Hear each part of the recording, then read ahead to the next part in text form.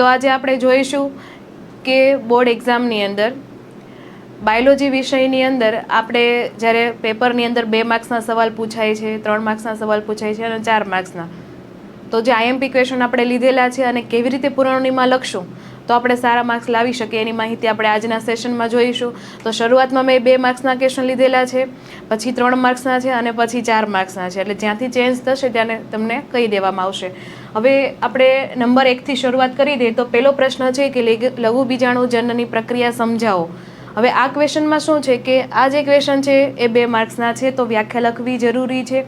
વ્યાખ્યા પ્રમાણે તમારે નીચે દર્શાવી દેવાનું કે અહીંયા જે પરાગ માતૃકોષ છે એનું અર્ધીકરણ થાય અને પછી લઘુ બીજાણુ બનવાની પ્રક્રિયા છે. અને અહીંયા તમને બાજુમાં નાની એવી આકૃતિ પણ બતાવી છે કે પરાગ ચતુષ્ક આ રીતે દેખાય છે અને પછી કેવી રીતે એમાંથી લઘુ બીજાણુ બને છે. એટલે જ્યારે આપણે આ વસ્તુ લખતા હોય થોડોક સમય છે તો નાનકડી એવી આકૃતિ બાજુમાં આપણે દર્શાવી શકીએ છીએ. પછી નેક્સ્ટ ક્વેશ્ચન નંબર 2, પરાગરજની નિપજો અને તેના ઉપયોગો. હવે આ ક્વેશ્ચન છે એ પૂછાય તો છે તો 2 માર્ક્સમાં, તો આમાં જે પણ વસ્તુ લખો એકદમ પરફેક્ટ લખવી પડે. આમ તમે જોવા જશો ને તો કન્ટેન્ટ એકદમ ઓછું છે, એક પણ લાઈન તમારાથી મિસ થઈ જશે તો માર્ક્સ કપાવવાની શક્યતા વધુ. તો આપણે વ્યવસ્થિત યાદ રાખી જ લેવાનું, કદાચ પૂછાય તો આપણને કામ લાગી જાય. તો આ પહેલી લાઈનથી જરૂરી છે તે પોષક તત્વ સમૃદ્ધ છે, કેવા સ્વરૂપે લેવાય છે, કયા દેશોમાં અને એનો ઉપયોગ શું છે. તો એટલી વસ્તુ તમારે માહિતી લખવાની રહે. જો તમને એની જીવિતતા પૂછે તો ક્વેશ્ચન બદલાઈ જાય છે, તો એ વસ્તુ અહીંયા નથી લખવાની. જીવિતતામાં ખાલી જે એની જીવિતતા છે અમુક કલાકોની છે, મહિનાઓની છે, તો એ રીતે માહિતી તમારે લખવાની. પણ જો પરાગરજની જીવિતતા પૂછે તો, બાકી જો નિપજ અને ઉપયોગિતામાં ખાલી આટલું જ લખવાનું આવશે. નેક્સ્ટ આપણે નંબર 3, બાહ્ય સંવર્ધન પ્રયુક્તિ એટલે શું અને તેનું આપણે મહત્વ જોવાનું છે. એટલે ઘણીવાર શું થાય કે અંતર સંવર્ધન દબાણ ઉત્પન્ન થતું હોય તો એના કારણે આવી જો તમે પ્રયુક્તિ કરશો તો સ્વફલન થતું અટકી જશે અને નિપજ પણ સારી બનશે. તો જે પ્રયુક્તિ છે તમારે દર્શાવવાની. તો જ્યારે આવી રીતે ક્વેશ્ચન પૂછાય તો જે 3 પ્રયુક્તિ છે એના નામ ખાસ લખવાના અને પછી એની અંદરની માહિતી લખવાની. જેમ કે પેલી પૃથકતા છે, પરાગાશય અને પરાગાશયના સ્થાન જુદા જુદા હોવા જોઈએ અને સ્વ અસંગતતા. તો આટલી જે વસ્તુ છે એ અહીંયા બાહ્ય સંવર્ધન પ્રયુક્તિ માટેની બેઝ છે. તો 2 માર્ક્સનું પૂછાય તો તમને 2 લખો તો પણ ચાલે, બરોબર. અને જો કદાચ આ માર્ક્સ તમે 3 માર્ક્સનું આપણે પહેલા ચેપ્ટરમાંથી નથી તો કદાચ આપણે આવડે છે 3 વસ્તુ તો 3 લખવાની આપણે ટ્રાય રાખવાની. 3 આપણે લખી નાખવાની પદ્ધતિ. નેક્સ્ટ ક્વેશ્ચન છે નંબર 4, અસંયોગી જનન એટલે શું અને તેનું મહત્વ સમજાવો. તો ઘણીવાર છે આપણે અડધો ક્વેશ્ચન આટલો જ પૂછાય કે અસંયોગી જનન એટલે શું 2 માર્ક્સની અંદર. તો એની વ્યાખ્યા દર્શાવવાની, પછી તમને કયા સ્વરૂપે થાય છે, લિંગી પ્રજનન, અલિંગી પ્રજનન, એની જે મેઇન લાઇન છે એ પણ દર્શાવવી જોઈએ. ઘણીવાર શું હોય કે વ્યાખ્યાના 1 માર્ક્સ હોય, પછી એના નીચે તમે જે 2 એક્સ્ટ્રા પોઈન્ટ લખો છો એનો 1 માર્ક્સ હોય છે, ખાલી વ્યાખ્યાના 2 માર્ક્સ હોતા નથી. એટલે એવી રીતે તમારે તૈયારી કરીને જવાનું. પછી આખો જો ક્વેશ્ચન છે એમાં તમારે થોડી થોડી માહિતી આપતી જવાની. એક્ઝામ્પલ બહુભ્રૂણતા છે એની વિશે પણ તમે થોડું ઘણું લખી શકો છો. પછી એટલું બધું ડિટેલમાં નહીં જવાનું કારણ કે અમુક વસ્તુ માર્ક્સના આધારે પણ કરવાની હોય છે. પછી 2 માર્ક્સનું પૂછે અને આપણે 4 માર્ક્સનો લખીને આવીએ તો પણ એમાં પ્રોબ્લેમ થાય. પ્રોબ્લેમ એવો કે સમય ઘટે. પછી નંબર 5 ઉપર એક ક્વેશ્ચન છે બહુભ્રૂણતા, અલગથી પૂછાય તો બહુભ્રૂણતામાં છે તમારે પહેલાં તો એની વ્યાખ્યા આપી દેવાની કે બહુભ્રૂણતા શું છે, પછી એનું એક્ઝામ્પલ આપવાનું. એટલે અહીંયા શું થશે, વ્યાખ્યાનો 1 માર્ક્સ થશે અને એક્ઝામ્પલનો 1 માર્ક્સ થશે. ખાલી વ્યાખ્યા લખશો તો તમને અહીંયા 1 જ માર્ક્સ આપવામાં આવશે. તો એ વસ્તુનું ખાસ નોંધ લેવાની. પછી નેક્સ્ટ આપણે નંબર 6, એક ઓટોગેમી અને ગેટેનોગેમી આ સવાલ છે પૂછેલો છે. તો આ જે સવાલ પ્રમાણે આપણે 2 વસ્તુ આપેલી છે કે ઓટોગેમી સમજાવવાનું છે તો એમાં એની વ્યાખ્યા લખો, એ શું પ્રક્રિયા થાય છે એ દર્શાવી દો કે અહીંયા તમારે જે વનસ્પતિની જે પણ સ્થિતિ છે અને કઈ સ્થિતિમાં સ્વફલન થાય એ દર્શાવવાનું. પછી ગેટેનોગેમી તો એના માટે પણ આપણે કટ કરીને બતાવેલું છે. જો ગેટેનોગેમી છે તો એને આ રીતે વ્યાખ્યા બતાવી દેવાની અને ખાસ પોઈન્ટ શું કે આ લાઈન લખવાની. ઘણા છોકરાઓ શું કરે, વ્યાખ્યા લખી દે પછી ત્યાં મૂકી દે અડધો સવાલ, તો ત્યાંથી કદાચ માર્ક્સ કપાવાની શક્યતા રહે. કઈ રીતે, ધારો કે 2 વ્યાખ્યા છે તો 0.5 0.5 એવી રીતે જો બાયફર્ગેટ થાય અને ચેકિંગ થાય તો કદાચ આપણો અહીંયા 1.5 માર્ક આવી શકે 2માંથી. એટલે આ લાઈન ખાસ લખવાની કે જનીનિક દ્રષ્ટિએ સ્વફલન સાથે સામ્યતા ધરાવે છે, કારણ કે જે પરાગરજ છે એ તો એક જ વનસ્પતિની હશે એટલા માટે. રેડી? તો આટલી વસ્તુનું આપણે ધ્યાને રાખશું.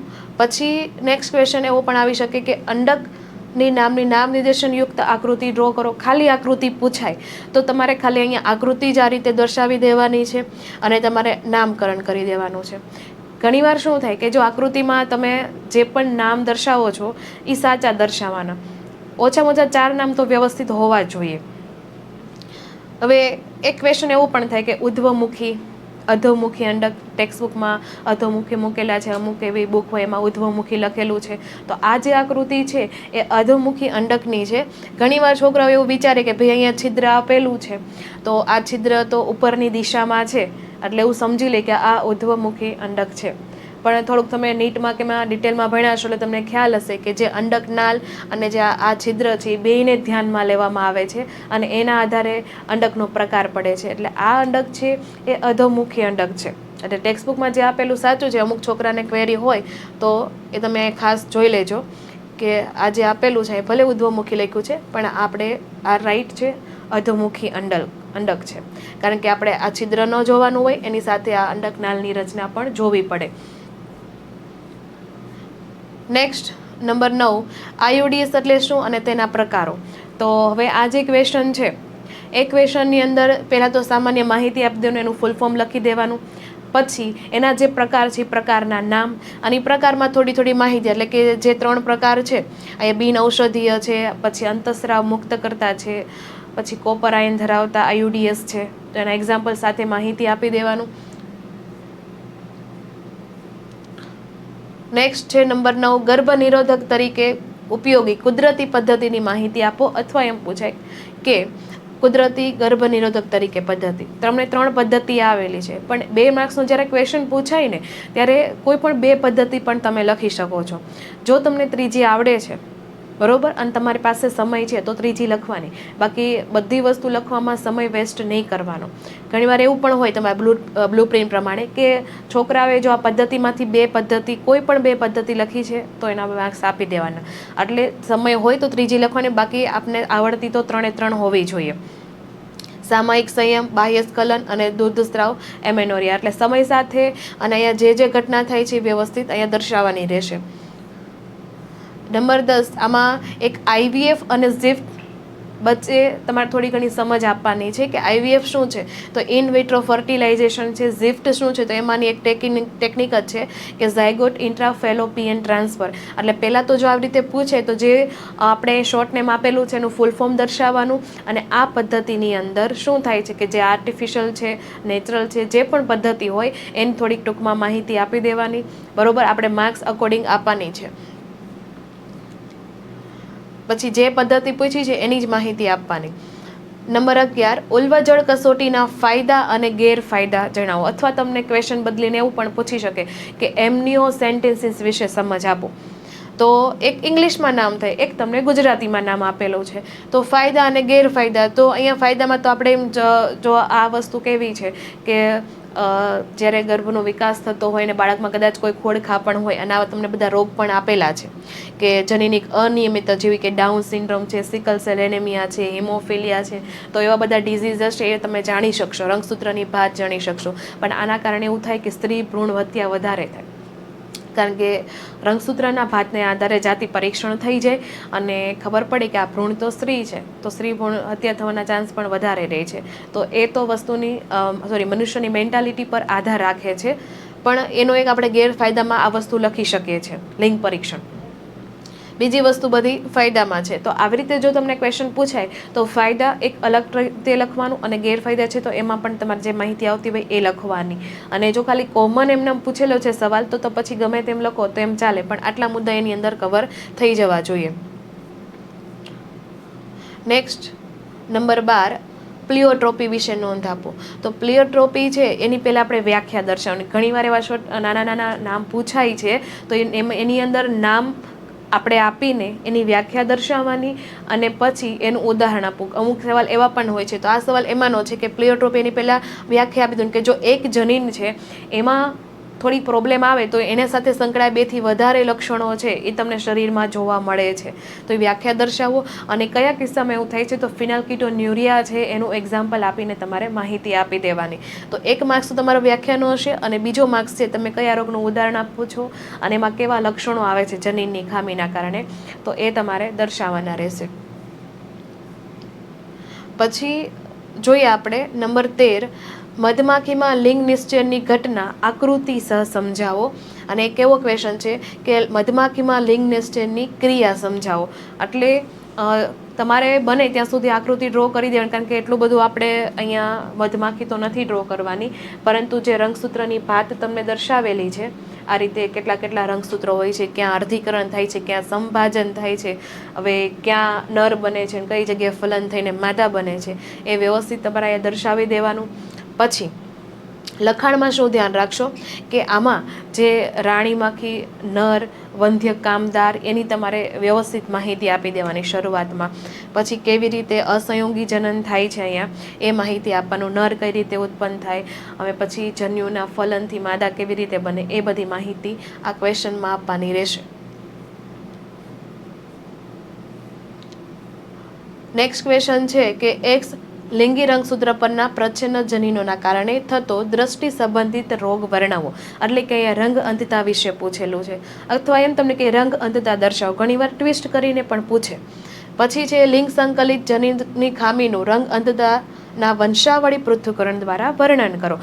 તો જો ક્વેશ્ચન બદલવો હોય તો આ 2 રીતે બદલી શકાય. તો આપણે તૈયારીમાં હોય તો આપણા માટે જ બેનિફિટમાં છે, બાકી તમને લાસ્ટ યરની ખબર જ હશે કે અમુક જે આન્સર હોય એમાંથી જ ક્વેશ્ચન બનાવી નાખે છે, એટલે થોડાક ખ્યાલ હોય તો આપણા માટે સારું છે. હવે જ્યારે એક્સ લિંગ પ્રચ્છન્ન રોગ હોય તો એમાં ખાસ તમારે શું કરવાનું કે પહેલાં રોગનું નામ રંગ અંધતા, હવે આ રોગના કારણે શરીરમાં શું ઇફેક્ટ આવવાની છે, શું પ્રોબ્લેમ થાય છે એ માહિતી આપી દો. પછી આ વિકૃત જનીન છે એ નરમાં અને માદાનું પ્રમાણ કેટલા ટકા છે એ માહિતી આપી દેવાની.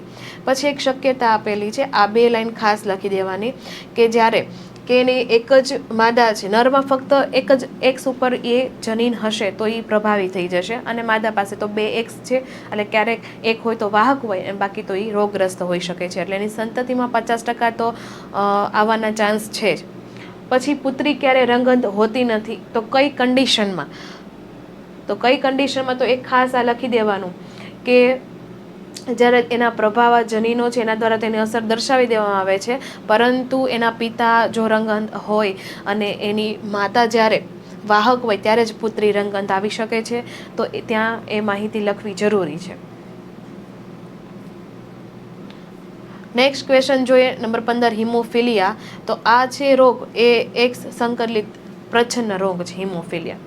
હિમોફિલિયા માટે આપણે પહેલાં તો લખી દેવાનું કે શરીર ઉપર એ શું અસર કરે છે, બધામાં એ કોમન વસ્તુ છે.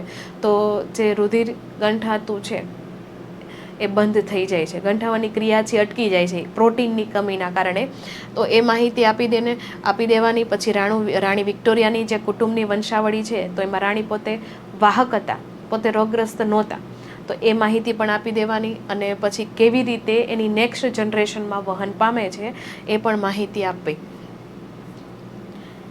Number 16, thalassemia. હવે થેલેસેમિયા છે એ રોગ પેલા દૈહિક સંકલન પ્રચ્છન્ન જનીનથી થતો રોગ છે, એટલે પેલા આવા જો કોઈ જેનેટિક રોગો હોય ને તો એક સંકલિત છે કે હવે દૈહિક રંગસૂત્ર સંકલિત છે એ પહેલાં આપી દેવાનું ફર્સ્ટ લાઇનમાં એ જ માહિતી. સેકન્ડ લાઇનમાં એ શું પ્રોબ્લેમ કરે છે, શરીરમાં શું એના કારણે પ્રોબ્લેમ થાય છે.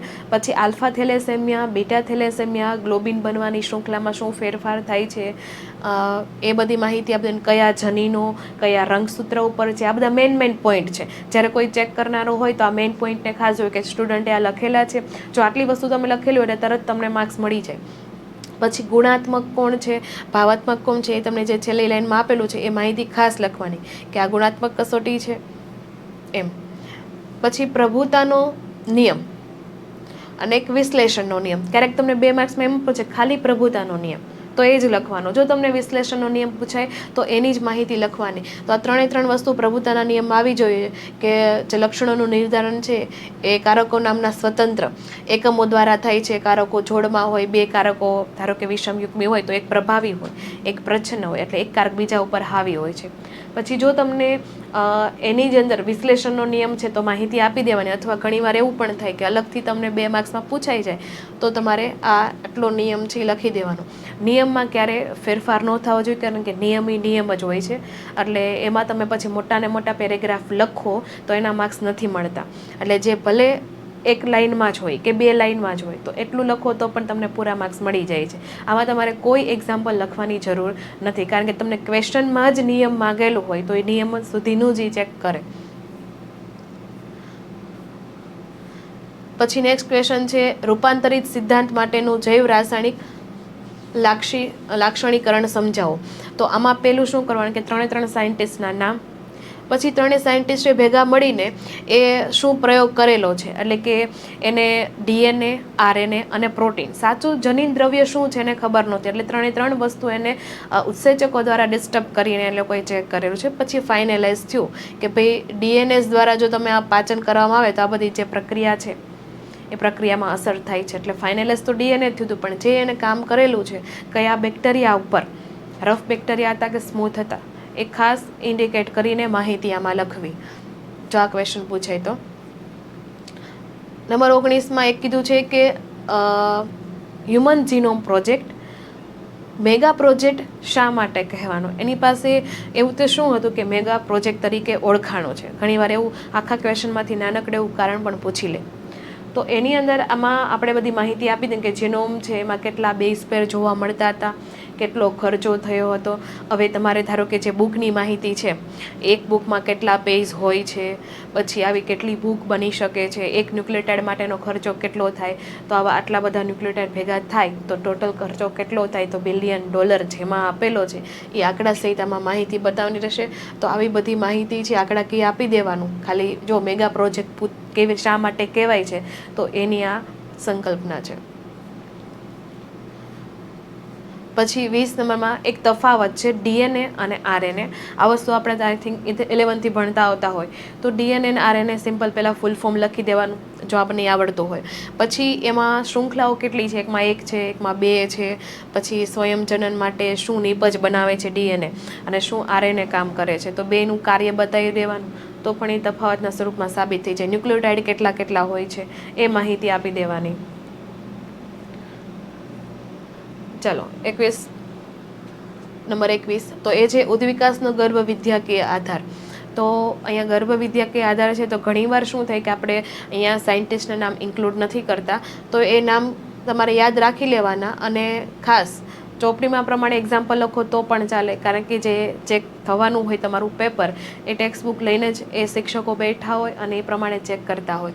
તો ખાસ અહીંયા ઘણીવાર આમાં ઉદાહરણ ન ઇન્ડિકેટ કર્યું હોય, દર્પણમાં કરેલું હોય એવો પણ ક્વેશ્ચન હોય તો કંઈ વાંધો નહીં, તમારી જે ટેક્સ્ટ બુકમાં છે એક્ઝામ્પલ ત્યાં સુધી તમે રાખો, ઇનફ છે. તો અહીંયા જે પૂર્વજન્ય વર્તનવાદ છે, બાયોજીનેટિક સિદ્ધાંત છે, એ સિદ્ધાંત તમારે દર્શાવવાનો, કયા સાયન્ટિસ્ટે આપેલો હતો, એ સિદ્ધાંતમાં શું માહિતી હતી એ તમારે બતાવી દો અહીંયા સુધી. અને જે એક્ઝામ્પલ અહીં તમને બતાવ્યું છે ટેક્સ્ટ બુક આધારિત એ લખો તો પણ ચાલે. તમને આ ડેડકાનું એક્ઝામ્પલ આવડે છે અથવા અનાવૃત બીજધારીના ફલન માટે જે પાણી પર આધારિત નથી એ માહિતી ખબર છે, આ 2 એક્ઝામ્પલ તમારે જો લખવા હોય તો પણ લખી શકાય. તો આપણે યાદ હોય તો આમાં સારું પડે. પછી નંબર 22 જીવંત સ્વરૂપ ઉદ્વિકાસના સિદ્ધાંતની ચર્ચા કરો. તો આ જે ક્વેશ્ચન છે, અથવા તમને બીજું એમ પણ પૂછાય છે કે આની જે રૂઢિગત ધાર્મિક સાહિત્યના ઉદ્વિકાસ માટે વિશિષ્ટ સર્જનવાદ તરીકે જે 3 શક્યતાઓ જાહેર કરેલી હતી ને એ તમે કહો. એ 3 શક્યતાઓ વિશે પણ તમને માહિતી પૂછાય છે. તો આ પ્રથમ શક્યતા, પછી આ બીજી શક્યતા અને જે આ ત્રીજી શક્યતા આપી છે એ બધી 3 વ્યવસ્થિત લખવાની રહેશે. જોકે આ વસ્તુ રૂઢિચુસ્ત છે અને આ વસ્તુ ખોટી છે. એના લખાણ પ્રમાણે આપણે એક શક્યતા લો કે અમે કીધું છે કે પૃથ્વી લગભગ 4000 વર્ષ જૂની છે, ખરેખર થોડી 4000 વર્ષ જૂની છે. એટલે જે શક્યતા છે અને જે આપણે એમ કહીએ કે ધાર્મિક ઉદ્વિકાસ માટે જે વિશિષ્ટ સર્જનવાદ છે એ માહિતી છે આપણે લખવાની છે. આમાં કોઈ આપણે વેખવિખેત નથી કરવાનું. જે તમને ટેક્સ્ટ બુકમાં 3 શક્યતા આપેલી છે એ જ તમારે લખવાની રહેશે. પછી આગળ તમે વધારે લખો તો એનો માર્ક્સ ન આપે, તમને જે પૂછેલો છે ક્વેશ્ચન એ ત્યાં સુધીની જ તમારે માહિતી આપવી એ ખાસ. બાકી વધારે લખવા જશો તો ટાઈમ ઘટે, અને વધારે લખો એનો કોઈ પણ એક પણ પોઈન્ટ વધારે માર્ક્સ નથી આપતા. એટલે જેટલું તમને માંગેલું છે ત્યાં સુધી એટલું જ લખવું. પછી 23મો ક્વેશ્ચન છે, પ્રાકૃતિક પસંદગી દ્વારા ઉદ્વિકાસના સમર્થન કરતી ઇંગ્લેન્ડની આધારિત જે અહીંયા ઘટના છે એ વર્ણવવો છે.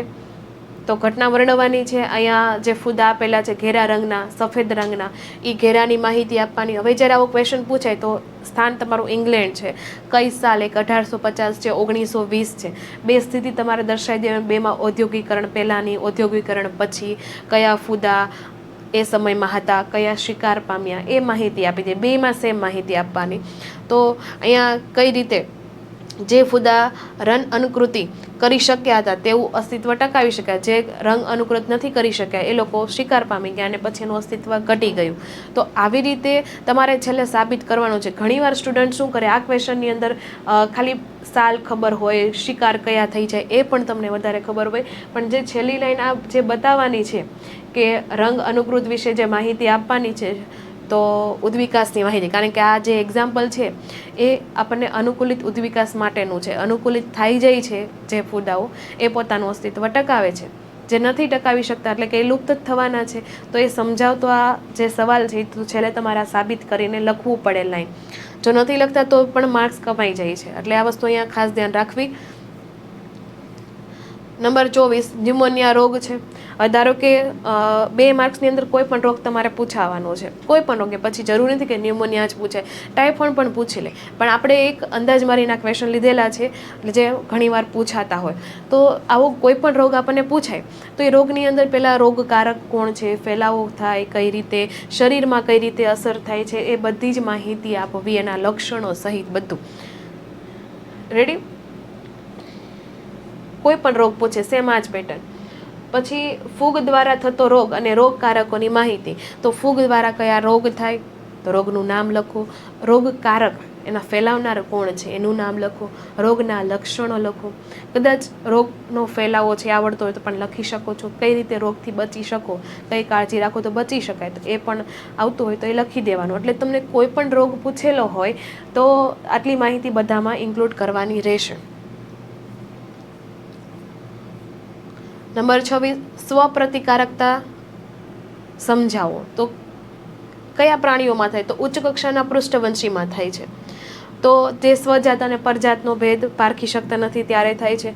તો એ જે વ્યાખ્યા છે એમાં દર્શાવવાની, અને આ રીતે કઈ રીતે આપણા શરીરમાં હુમલો કરે છે આપણા કોષ ઉપર, ત્યાં સુધી માહિતી દર્શાવવાની રહેશે, અને એક એક્ઝામ્પલ પણ આપી દેવાનું. નંબર 27 તો એમાં કેન્સરની સારવાર એવો ક્વેશ્ચન છે. તો ઘણીવાર શું થાય કે ક્યારેક તમને કેન્સરની નિદાન પૂછે, કેન્સર કઈ રીતે થાય છે એ કદાચ એવો કોઈ ક્વેશ્ચન બનાવીને પૂછે. તો અહીંયા જોવાનું કે જે તમને માંગ્યું છે એ જ તમારે એના વિશે લખવાનું છે, બીજું કંઈ નથી લખવાનું. કેન્સરની સારવાર, તો સારવાર કેવી રીતે થાય, જો આની જગ્યાએ નિદાન હોત તો નિદાન વિશે જ માહિતી લખવાની થાય.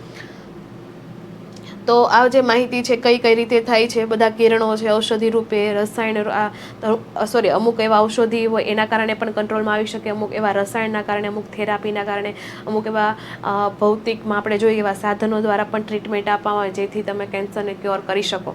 તો આ બધી જે પણ પદ્ધતિઓ છે એ 3 પદ્ધતિઓ, ભૌતિક, રાસાયણિક, જે આપણે જૈવિક પદ્ધતિઓ, તો એ 3નો ઉપયોગ કરીને આમાં તમારે દર્શાવી દેવાનું કઈ રીતે કાર્યરત છે.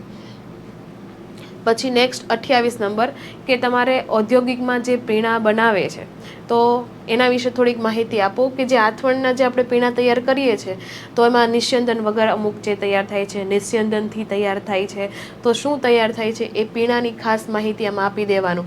તો અહીંયા તમે જો કે અમુક છે કાચા માલ છે લઈને એમાં નિસ્યંદન કે અનિસ્યંદનના આધારે આલ્કોહોલિક પીણા બનતા હોય. એમાં બિયર અને વાઇન છે ને એ નિસ્યંદન વગર જ મળી જાય છે. બાકી તમે વિસ્કી છે, બ્રાન્ડી છે, રમ છે, તો આવા બધા છે એને નિસ્યંદન કરવું પડે ને પછી એમાંથી આ વસ્તુ બનતી હોય છે. તો આટલો ખાલી નાનકડો સવાલ છે પણ એમાં બધી જ વસ્તુ લખવી પડે.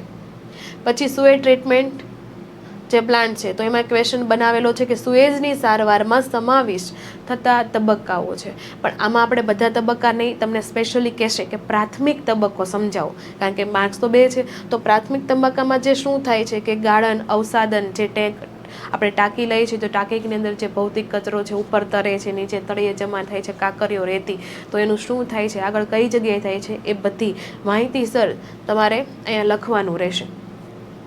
પછી તમે આખો સવાલ લખી નાખો તો તમને એવું કંઈ નહીં કે વધારે માર્ક્સ આપી દે, કારણ કે 2 માર્ક્સ છે.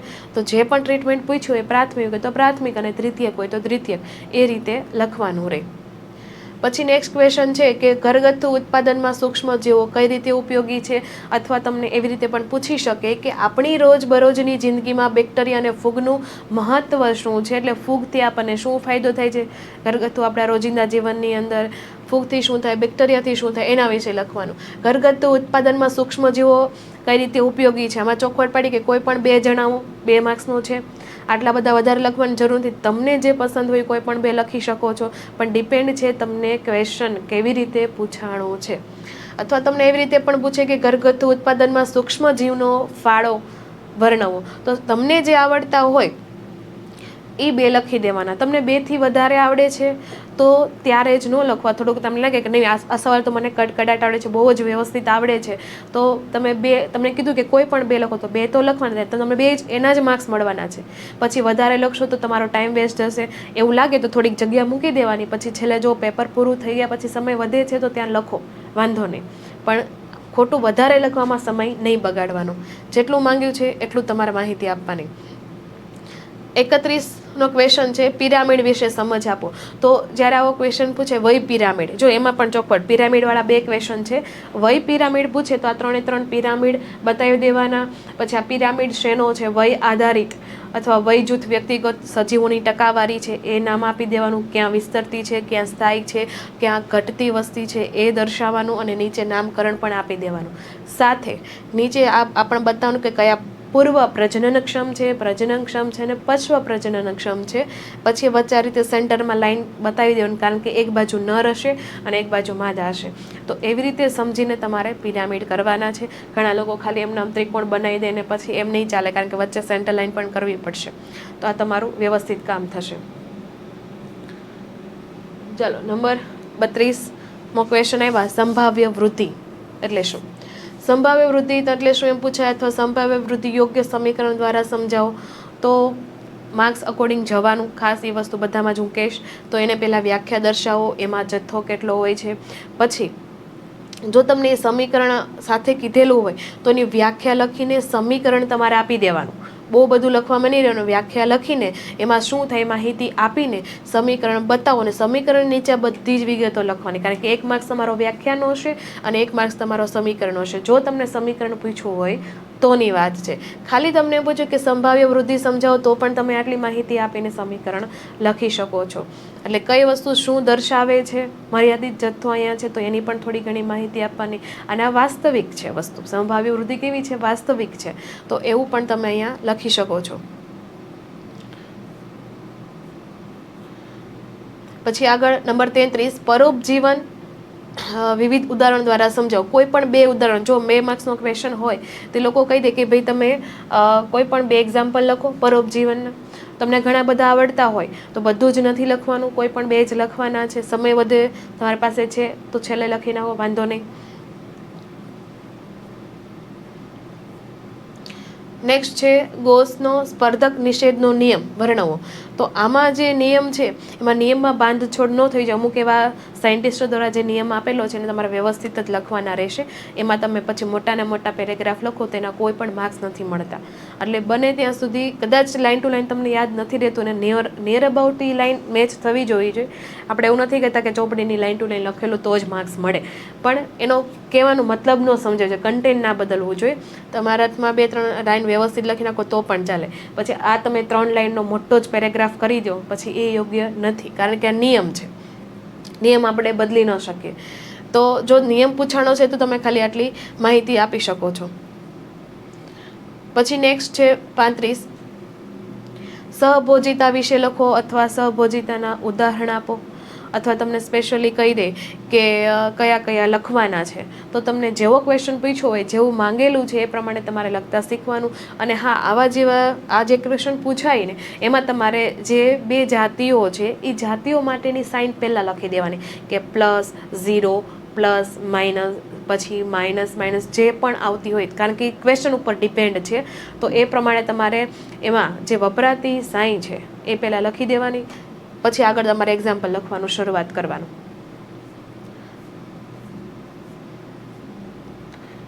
પછી નેક્સ્ટ છે તો અંતઃપરોપજીવીમાં મેં કીધું છે કે વિશિષ્ટ અંડપરોપજીવીનું એક એક્ઝામ્પલ છે. અંડપરોપજીવન એટલે શું, અને તમે થોડુંક સમજાવો તો અંડપરોપજીવન છે જે પક્ષીઓમાં જોવા મળે છે, કાગડા અને કોયલનું. તો એના માટેનું તમારે ઉદાહરણ લખવાનું છે કે જે કોયલ છે એ ચાલાક છે અને કાગડાના માળામાં પોતાના ઈંડા મૂકી જાય છે, અને કાગડો છે એના માળાને ઈંડાને સેવી લે છે, અને પછી બહાર નીકળે બચ્ચાઓ ત્યારે તો ખબર પડે ત્યાં તો ખરેખર તો કોયલના બચ્ચાઓ છે.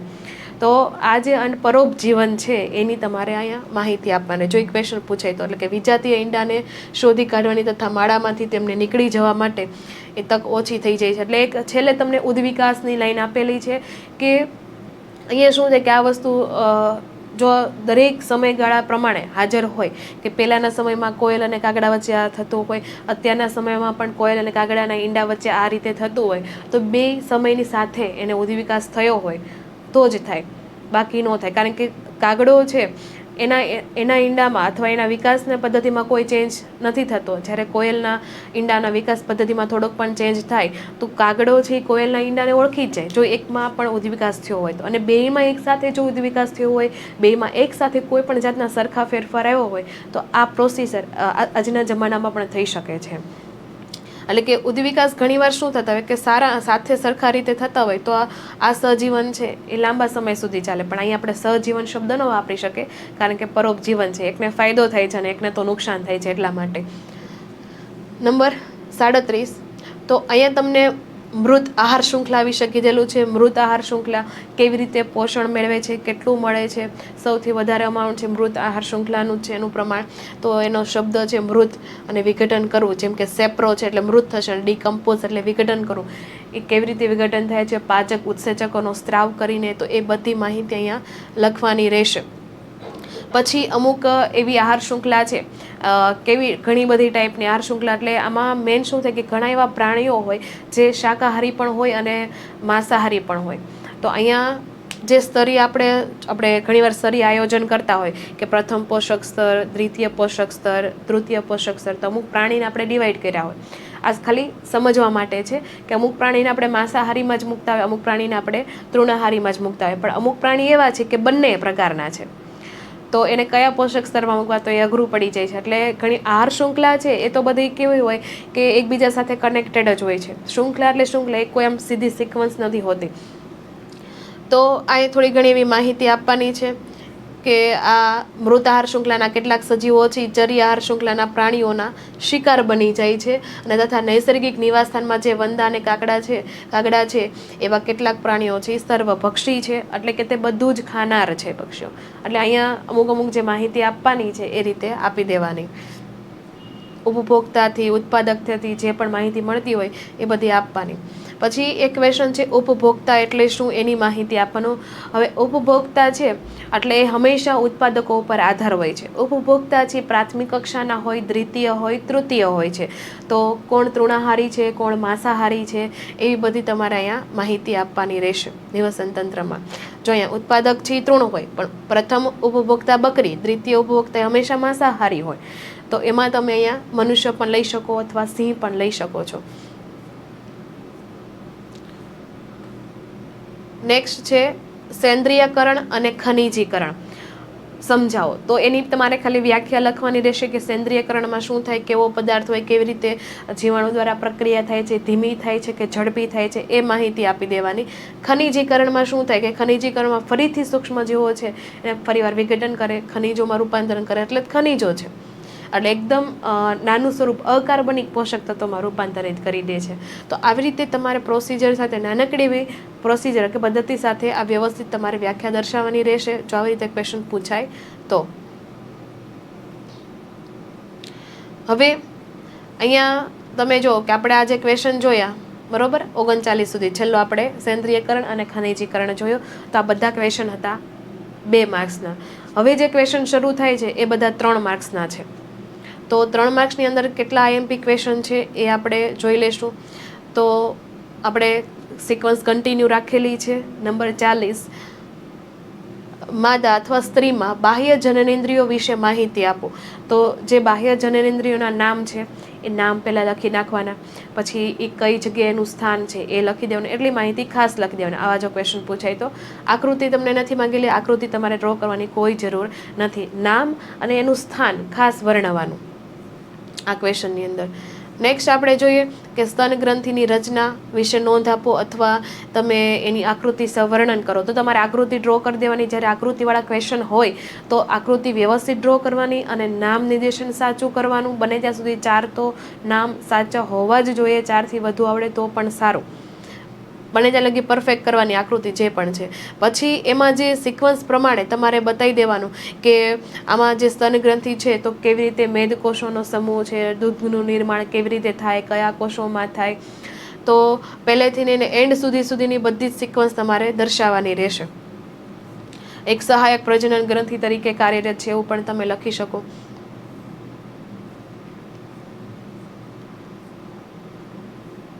બેતાલીસમાં આપણે જોઈએ તો ક્વેશ્ચન એવો છે કે શુક્રપિંડનું સ્થાન રચના જણાવીને શુક્ર ઉત્પાદક નલિકા વિશે માહિતી આપો. તો આ ક્વેશ્ચનમાં શું થાય કે દર વખતે શુક્ર ઉત્પાદક નલિકા પૂછાય એવું જરૂરી નથી, એ લોકો ચેન્જ કરી શકે છે. આની જગ્યાએ તમને શુક્રપિંડ પણ મૂકી દે, ખાલી શુક્રપિંડ વિશે જ માહિતી આપો અને આકૃતિ તમારે નર પ્રજનન તંત્રની દોરવાની પૂછે. તો ક્વેશ્ચન છે એ ખાસ રીડ કરવાનો કે તમને શું માંગેલું છે. આ જસ્ટ તમને એક્ઝામ્પલ આપેલું છે. અહીંયા તમને જો માહિતી એમ કીધેલું હોય કે નર પ્રજનન તંત્રની આકૃતિ દોરો, તો પહેલી જે આપણે ફ્રન્ટ વ્યૂની જે આકૃતિ છે પણ ડ્રો કરવાની જરૂર છે. આ ડ્રો કરવાની જરૂર નથી, કારણ કે એની કરતાં બેસ્ટ પહેલી જે આપણે ટેક્સ્ટબુકમાં આપેલી છે એ પણ સારી છે. એમાં બધા જ પાર્ટ્સ છે એવી વ્યવસ્થિત ડ્રો થઈ જાય, નામકરણ થઈ જાય, એ જ મેન છે. પછી તમને એમ કીધું કે ખાલી શુક્ર ઉત્પાદક નલિકા છે તો એનો તમારે આડછેદવાળી આકૃતિ મૂકેલી છે એ જ ડ્રો કરવાની. એટલે જે તમને માંગેલું છે એના વિશે જ માહિતી આપવાની રહેશે. તો પહેલાં ખાસ ધારો કે કોઈ પ્રજનન તંત્ર વિશે માહિતી છે તો કોમનમાં એને પહેલાં લખવું છું તો પહેલાં તો એનું સ્થાન દર્શાવી દેવાનું.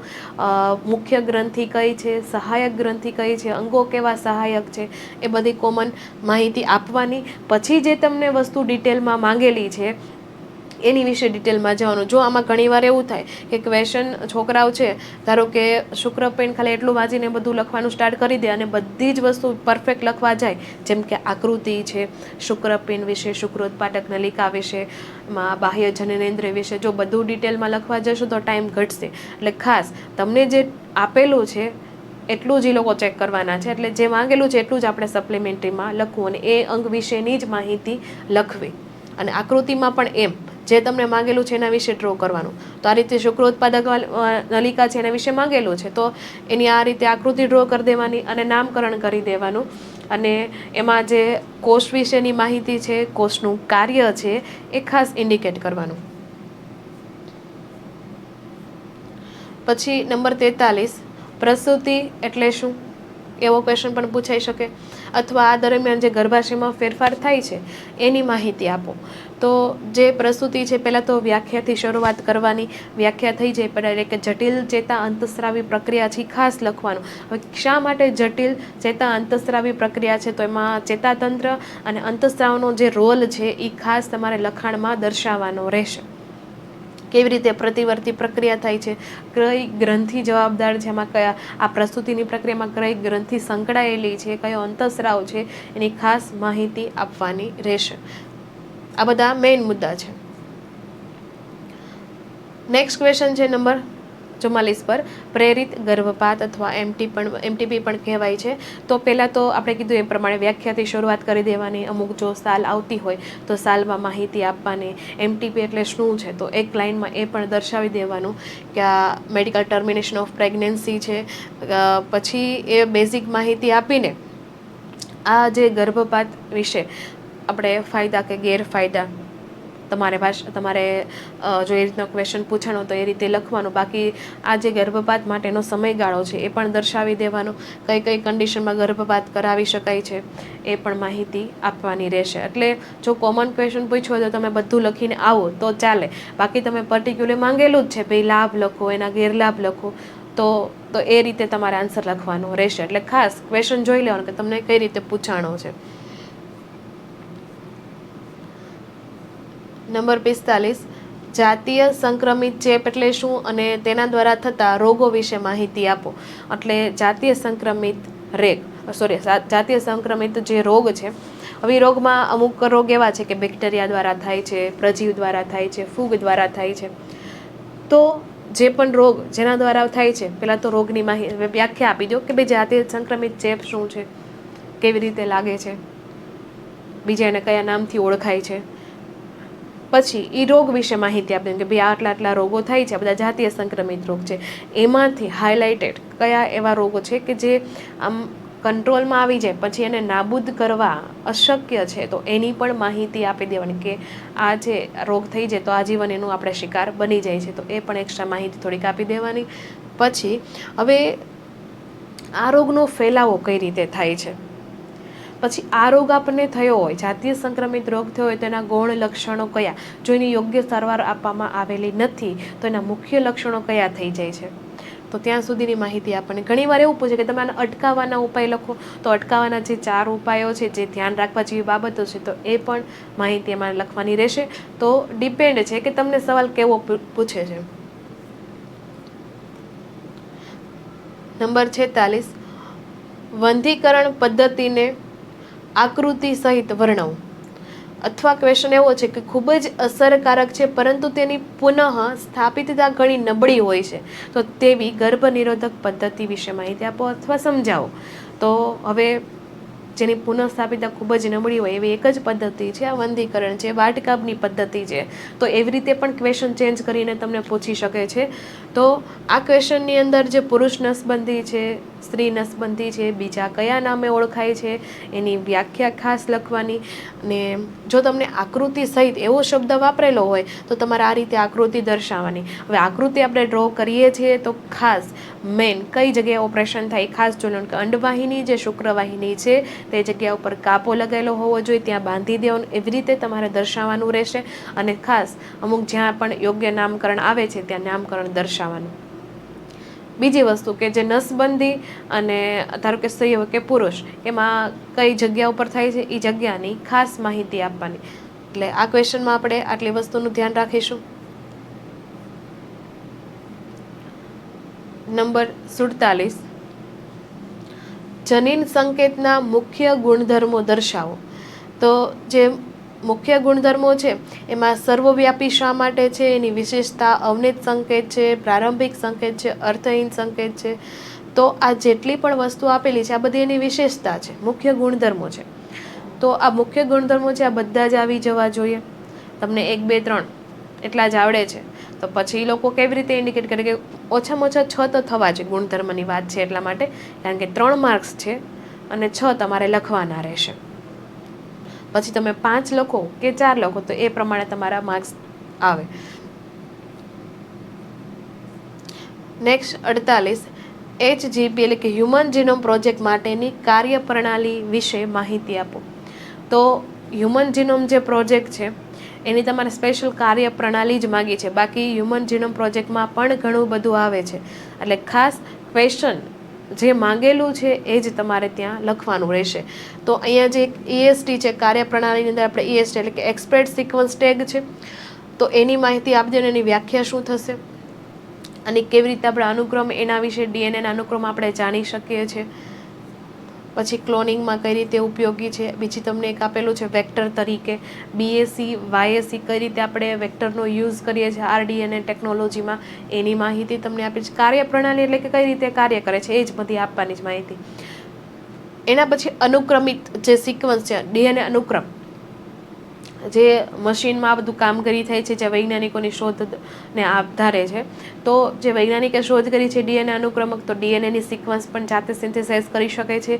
એવી રીતે ઓટોમેટિક એને પ્રોટીન સિક્વન્સની પણ ભાન થઈ જાય છે કે આના પછી કઈ સિક્વન્સ હશે. બાકી તો આપણે નેચરલી ડીએનએમાં જો તો અમને ખ્યાલ ન આવે કે આ જનીન સિક્વન્સ છે એ શું બનાવતો છે, કારણ કે આ બહુ ડિફિકલ્ટી છે. એટલે આ ટોપિક તમે ડિટેલમાં ઉતરો તો બહુ સમય પણ જતો રહે. પણ આપણે એવું સમજી શકીએ કે અનુક્રમ છે એના દ્વારા જે ડીએનએ સિક્વન્સ તમે જાણી શકો છો, તો એના આધારે એમિનો એસિડની સિક્વન્સ પણ તમને ખ્યાલ આવી જાય છે. તો આ શોધ જે કરેલી છે વૈજ્ઞાનિકે, આ બહુ સારી શોધ કરેલી છે. તો એમ કીધું છે કે આ જે કાવ્યની જે પંક્તિ હોય એ પંક્તિની જેમાં હારબંધ તમે આ ન્યુક્લિયોટાઇડની સિક્વન્સ નથી લઈ શકતા. વચ્ચે વચ્ચે આચ્છાદન થાય છે, એના કારણે ઓવરલેપિંગ થાય છે એના કારણે. પછી જે રંગસૂત્રની જે માહિતી છે, કઈ સાલમાં કયું ડિસ્કવર થયું છે, કેટલી શોધ બાકી છે, અને બસ આકૃતિ અહીંયા તમને આપેલી છે એવી કોઈ આકૃતિ દોરવાની અહીં કોઈ જરૂર નથી. એટલે કાર્યપ્રણાલી એટલે કઈ રીતે આ બધી ટેકનિક થાય છે એની જ બધી માહિતી આપવામાં રહેશે. પોલિમોર્ફિઝમ શું છે એ પણ તમારે દર્શાવવાનું રહેશે. નેક્સ્ટ છે 49 નંબર, એમાં આપેલું છે હ્યુમન જીનોમના વિશિષ્ટ લક્ષણો વર્ણવો, અથવા તમને કહી દે કે કોઈ પણ 6 લક્ષણો તમારે વર્ણવવાના છે. 6 લક્ષણ વિશે જ માહિતી આપવાની છે. તો આ તમારે જેટલો પણ છે માહિતી, આંકડાકીય માહિતી તમારે વ્યવસ્થિત યાદ રાખવાની રહેશે, કારણ કે આ માહિતી તમારે MCQમાં પણ નીકળી જાય, કારણ તો આવા ક્વેશ્ચન પૂછાય તો એની અંદર પણ આવી જાય છે. તો ઓછામાં ઓછી 6 લખી દેવાની કે ભાઈ એના બેઝ પેરની સંખ્યા કેટલી, ડિસ્ટ્રોફીમાં જનીન કેટલું, કેટલી આપણે જેટલા જનીનો છે શોધાણા છે, કેટલી શોધ બાકી છે, કે એના કાર્ય શું છે નથી ખબર આપણને. પછી કેટલા જનીનો આપણે ની અંદર આપણે ડીએનએની વાત કરીએ તો મોટાભાગે ડીએનએ છે બધાનું સરખું હોય, 99.9%, 1% અલગ છે. તો એની થોડીક માહિતી આપી દેવાની. પછી નેક્સ્ટ આપણે જોઈએ કે એક ખાસ વસ્તુ એવું છે કે જે આપણે બધું ડીએનએ છે બરોબર, આખું ડીએનએની સિક્વન્સ આપણે લઈએ, આપણે ટોટલ 46 રંગસૂત્ર છે, તો એમાં મોટા ભાગનું ડીએનએ છે એ નિષ્ક્રિય સ્વરૂપ. એટલે નિષ્ક્રિય એટલે કઈ રીતે કે એમાંથી એમિનો એસિડ એટલે કે પ્રોટીન નથી સિન્થેસાઇઝ થતું, ખાલી 2% જ કાર્યરત છે પ્રોટીન માટે સિક્વન્સ. બાકીની બધી તો પોલિમોર્ફિઝમમાં જતી રહી છે, બહુરૂપકતામાં જતી રહી છે. 2% જ કાર્યરત છે, જો એ લખેલું છે પ્રોટીન માટે. બીજી બધી સિક્વન્સો છે એમનામાં જ હોય છે. પછી સૌથી વધારે જનીનો ધરાવે, સૌથી ઓછા જનીનો ધરાવે, એ તમારે રંગસૂત્ર વિશે માહિતી રાખવાની છે. SNP શું છે, એટલે જે પોઈન્ટ છે બધા જ મહત્વના છે, એ પોઈન્ટ પાડીને વ્યવસ્થિત તમારે અહીંયા બતાવવાના રહેશે. નંબર 50, ડીએનએ ફિંગરપ્રિન્ટ માટેના તબક્કાઓ વિશે માહિતી આપો. તો જે ડીએનએ ફિંગરપ્રિન્ટ છે એ આપણે કરવી હોય તો કેવી રીતે કરી શકાય, એનાલિસિસ કઈ રીતે કરી શકાય, તો એના તમને મુદ્દા આપેલા છે. તો અહીંથી તમારે સાયન્ટિસ્ટના નામથી શરૂઆત કરવાની, પ્રોબ શું છે, કઈ ટેકનિક છે, VNTR એટલે શું, VNTRનું ફૂલ ફોર્મ લખી દેવાનું. હવે એમાં તમે શું કરો છો, ક્રિયાવિધિ આખી બતાવવાની છે તબક્કા વાઇઝ. તો અહીંયા એક સર્જન બ્લોટિંગ થાય છે, તો તમે જે ડીએનએ લીધેલું છે રેસ્ટ્રિક્શન ઉત્સેચક નાખવા પડે. પછી એનો અગારસ જેલ ઇલેક્ટ્રોફોરોસિસ એમાં રન કરાવડાવો છો, નાઇટ્રોસેલ્યુલોસ પેપર ઉપર એને સ્થળાંતરિત કરાવીએ, પ્રોબ એના ઉપર છંટકાવ કરીએ, ઓટો રેડિયોગ્રાફી કરે. તો એ બધી જ વસ્તુ શેમાં આવશે, તો આ જે ડીએનએ ફિંગરપ્રિન્ટ માટે એનાલિસિસ માટે જે આ પદ્ધતિ છે, આ ક્રિયાવિધિ છે, આ રીતે તમારે દર્શાવવાની રહેશે.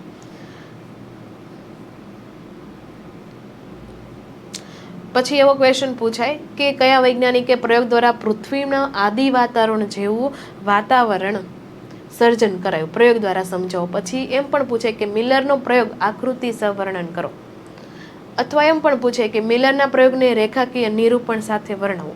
એટલે કે ટૂંકમાં મિલર એક્સપેરિમેન્ટ છે, તો મિલર એક્સપેરિમેન્ટ જે આકૃતિ છે સરસ મજાની એવી આકૃતિ ડ્રો કરી દેવાની, નામ નિર્દેશન આપી દેવાનું.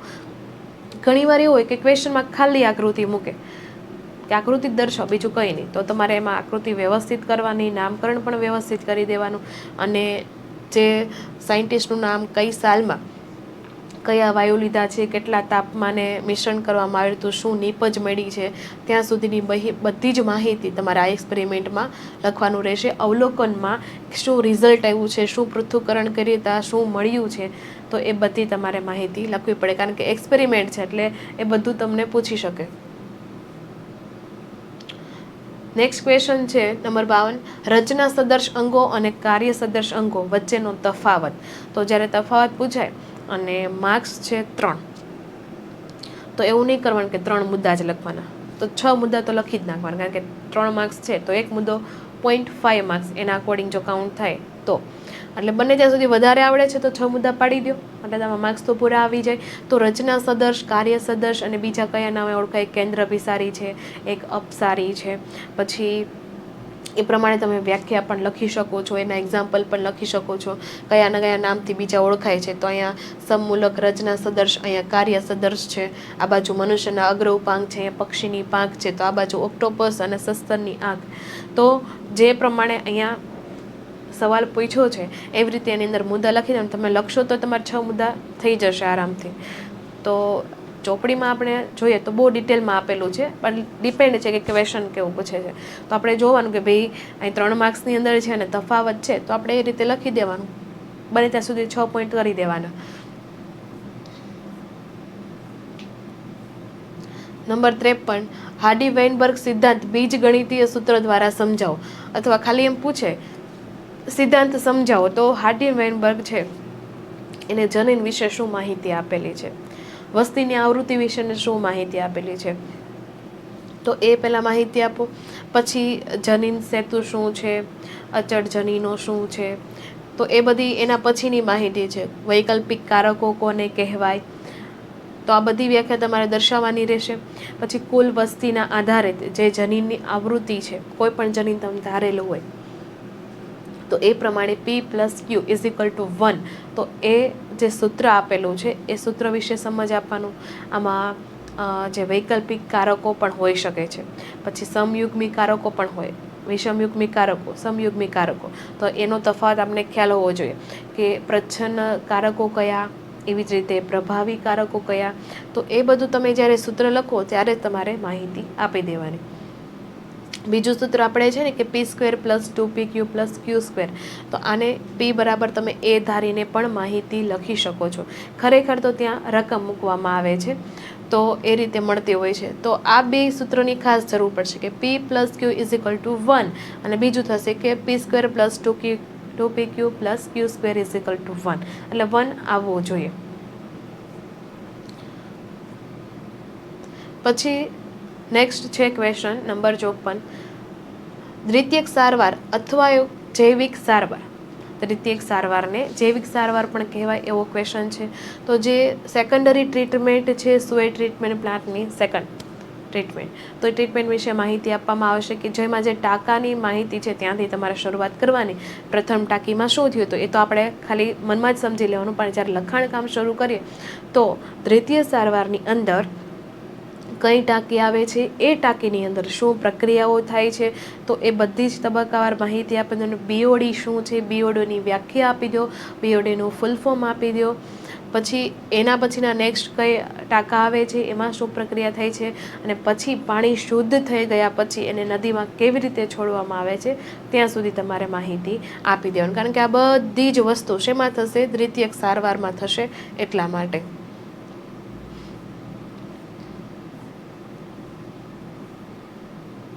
નંબર 55, બાયોગેસના ઉત્પાદનમાં સૂક્ષ્મજીવનો ફાળો અથવા બાયોગેસ પ્લાન્ટ સમજાવો.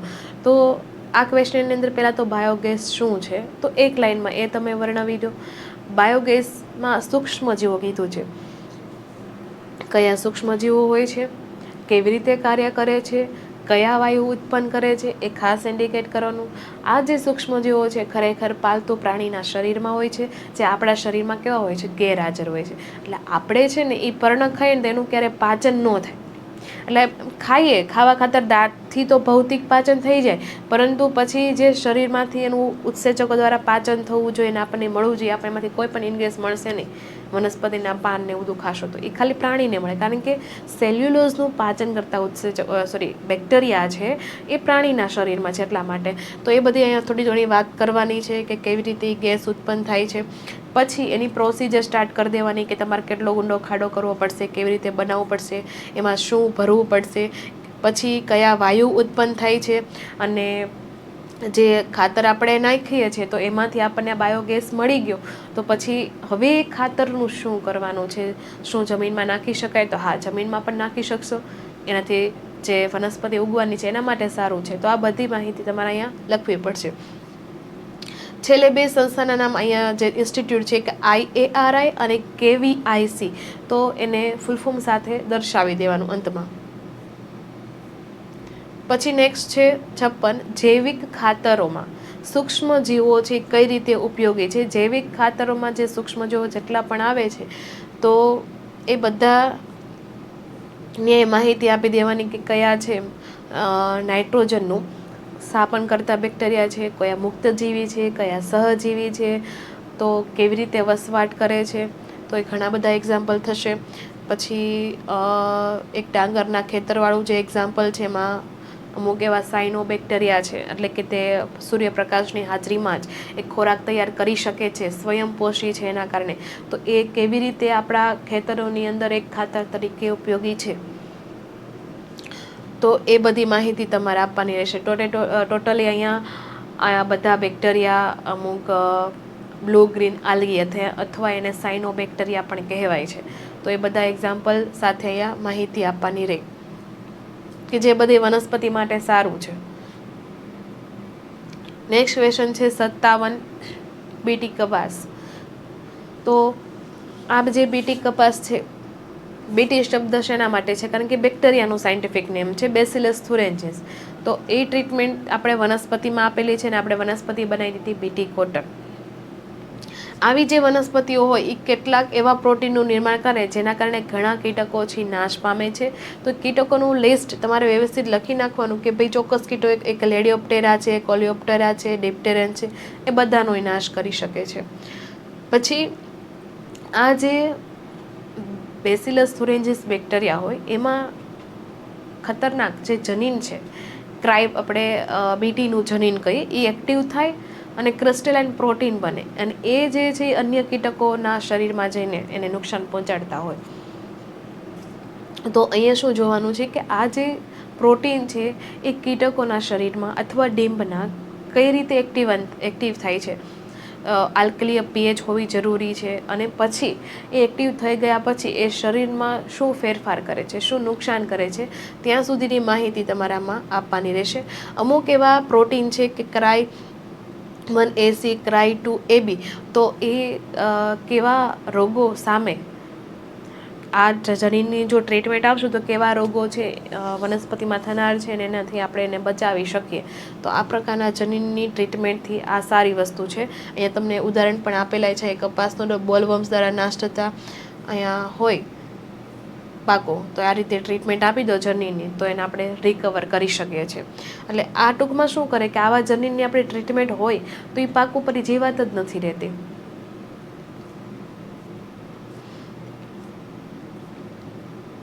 આગળ 58 છે પેસ્ટકારક વનસ્પતિઓ વિશે માહિતી આપો. અથવા બીજો તમને ક્વેશ્ચન બદલીને એવો પૂછી શકે કે સૂત્રકૃમિ એટલે કે RNAમાં અંતઃક્ષેપ પ્રક્રિયા સમજાવો. સૂત્રકૃમિ ક્યારેક શબ્દ આપી દે. હવે અહીંયા આ જે એક પ્રકારનો પ્રેક્ટિકલ છે અથવા એક પ્રકારની થિયરી સમજીને આપણે વાત કરીએ તો એમાં કયા સૂક્ષ્મજીવ, કયો વનસ્પતિનો છોડ, કેવી રીતે ચેપ લગાડે, ઉત્પાદન ઘટાડે છે, તો એ બધી વસ્તુ તમારે દર્શાવવાની રહેશે. તો આ વારંવાર ન થાય, જે તમાકુનો છોડ છે ને વારંવાર આવો ચેપ ન લાગે એના માટે આપણે જે પ્લાન્ટ છે એને પારજનીનિક બનાવવો પડે. તો પારજનીનિક બનાવવા માટે એક રેટ્રોવાયરસથી પણ તમે એને ટ્રીટમેન્ટ કરી શકો છો. અને સેકન્ડ છે એગ્રોબેક્ટેરિયમ, તો એની પણ તમે ટ્રીટમેન્ટ આપી દો તો કદાચ આ જે પ્લાન્ટ છે પારજેનિક બની જાય છે અને જેના કારણે આવા બધા જે રોગકારકો છે એનાથી પ્લાન્ટને બચાવી શકાય છે, જેનાથી ઉત્પાદન પછી વધારે આવે. બાકી જો આ વસ્તુ શરૂ રહે સતત તો ઉત્પાદન ઘટવા લાગે.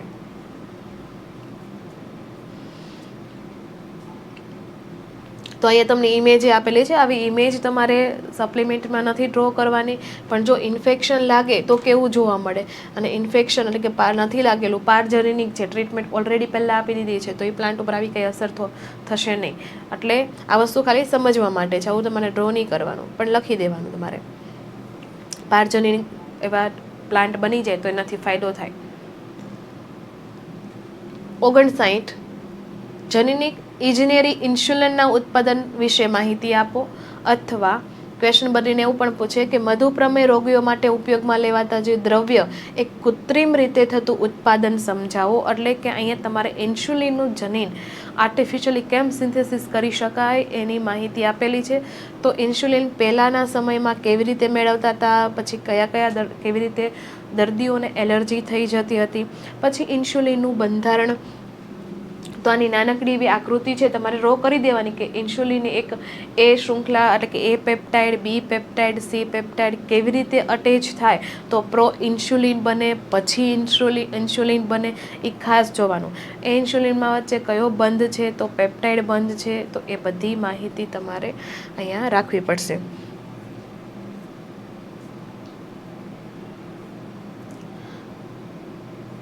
અને કંપની દ્વારા કેવી રીતે બનાવવામાં આવે, 1983માં ઇલી લીલી નામની એક અમેરિકન કંપની છે. ઘણીવાર ઇલી લીલી તમે નામ પણ કહી દો છો કોઈ વૈજ્ઞાનિકનું નામ, તો નામ નથી, એ કંપની છે. ખબર છે પણ ક્યારેક કઈ ભૂલ થઈ જાય તોની વાત છે, એટલે ધ્યાન રાખવું. અહીંયા જે ઇકોલાઈ જે બેક્ટેરિયા છે એમાં ટ્રીટમેન્ટ આપીને આ રીતે ઇન્સ્યુલિનના જનીન દ્વારા ઇન્સ્યુલિનનું પ્રોડક્શન કરવામાં આવેલું, અને અત્યારે પણ એવી રીતે જ કરાય છે. તો જ આ બધા માણસોને આ દવા છે પ્રોવાઈડ કરી શકાય. કારણ કે ડાયાબિટીસ પેશન્ટ તો દર વખતે વધતા જ જાય છે. આજે આટલા છે તો કાલે કોઈક નવા આવશે. એટલે આ વસ્તુ છે એ જે ડાયાબિટીક પેશન્ટ છે એને આપણે ઇન્સ્યુલિન આપી દઈએ દવા સ્વરૂપે, કોઈ ઇન્જેક્શન સ્વરૂપે, તો એને રાહત મળે, રુધિરમાં શર્કરા મેન્ટેન રહે. બાકી ઇન્સ્યુલિન છે એ પ્રાણીઓમાંથી પણ આપવામાં આવતું, પણ એલર્જી થતી એટલા માટે. આગળ છે નંબર 60, પરંપરાગત જ્ઞાનનું રક્ષણ શા માટે જરૂરી છે અને જૈવ તસ્કરી સમજાવો. તો આમાં તમારે ખાસ વિકાસશીલ રાષ્ટ્રો છે અને વિકસિત રાષ્ટ્રો છે એનો ભેદ પારખીને એને થોડુંક ડિટેલમાં વર્ણન કરવું કે અમુક એવા દેશો છે જે પોતે વિકાસશીલ છે પણ એની પાસે નોલેજ અઢળક છે, જેમ કે પૂર્વ જ્ઞાન જે એનું આપણે બેઝ પાયો જે કહ્યું જોઈએ, સંસ્કૃતિ પ્રમાણે જે હોવું જોઈએ એ બધું એની પાસે છે. જેમ કે ભારતનું આપણે ઉદાહરણ લઈ લઈએ તો આપણી પાસે જ્ઞાન ઘણું બધું છે, ઋષિઓના પાસેથી આપણને મળેલું છે. તો એ આપણે જ્ઞાનનો ઉપયોગ કરીને આપણે જ આપણા દેશને આગળ પહોંચાડી શકીએ છીએ, પણ આપણી પાસે અદ્યતન ટેકનોલોજી નથી. તો આવી ટેકનોલોજી વિદેશમાં છે, એટલે એ લોકો જૈવ તસ્કરી કરે, એટલે અહીંથી એ લોકો વનસ્પતિ છે એવી સારી સારી પ્રોડક્ટ ઉપાડી લે અને ત્યાં પોતે કંપનીમાં થોડોક ફેરફાર કરીને એનું બીજું જ કંઈક વસ્તુમાં પ્રોડક્શન કરીને આગળ વધારી દે. અને જ્યારે એ વસ્તુ આપણે ખરીદીએ ત્યારે ખબર પડે કે આ વસ્તુ મૂળ તો ભારતની જ છે, અને બીજા લોકો ધારો કે આપણે એક ઉદાહરણ આપી દઈએ કે એલોવેરાનું છે, તો એલોવેરા છે તો ભારતમાં થતું હોય અને આપણામાંથી એ લોકો લઈ જાય, અને એક પ્રકારની જૈવ તસ્કરી થઈ, અને પછી એ લોકો એમાંથી ક્રીમ બનાવે એલોવેરાના, પછી ફેસ વોશ બનાવે, પછી આપણે પરચેસ કરીએ, અમે તો ફોરેનનું યુઝ કરીએ, પણ મૂળ તો ભારતનું જ હતું. એટલે અહીંયા શું થાય કે અમુક એવી વસ્તુઓ છે એના ઉપર જો પેટન્ટ લગાવવામાં આવે તો વધારે સારું પડે. તો આ પેટન્ટ વિશે થોડીક માહિતી આપવાની, જૈવ તસ્કરી કેવી રીતે થાય છે એ માહિતી આપી દેવાની. એટલે બધા શબ્દોમાં ઇન્ક્લુડ થઈ જવા જોઈએ. ખાલી એક વસ્તુ કહેશો તો એના માર્ક્સ નહીં મળે. એટલે ત્રણે એક જૈવ પેટન્ટ એટલે શું, આ પછી આર્થિક રીતે એટલે કે વિકાસશીલ વિકસિત દેશોમાં કઈ રીતે આ રીતે જૈવ તસ્કરી થાય છે એની માહિતી આપી દેવાની. પછી આમાં આ પેટર્ન દ્વારા બધા રૂલ્સ રેગ્યુલેશન ફોલો થવા જોઈએ એ પણ માહિતી આપી દેવાની.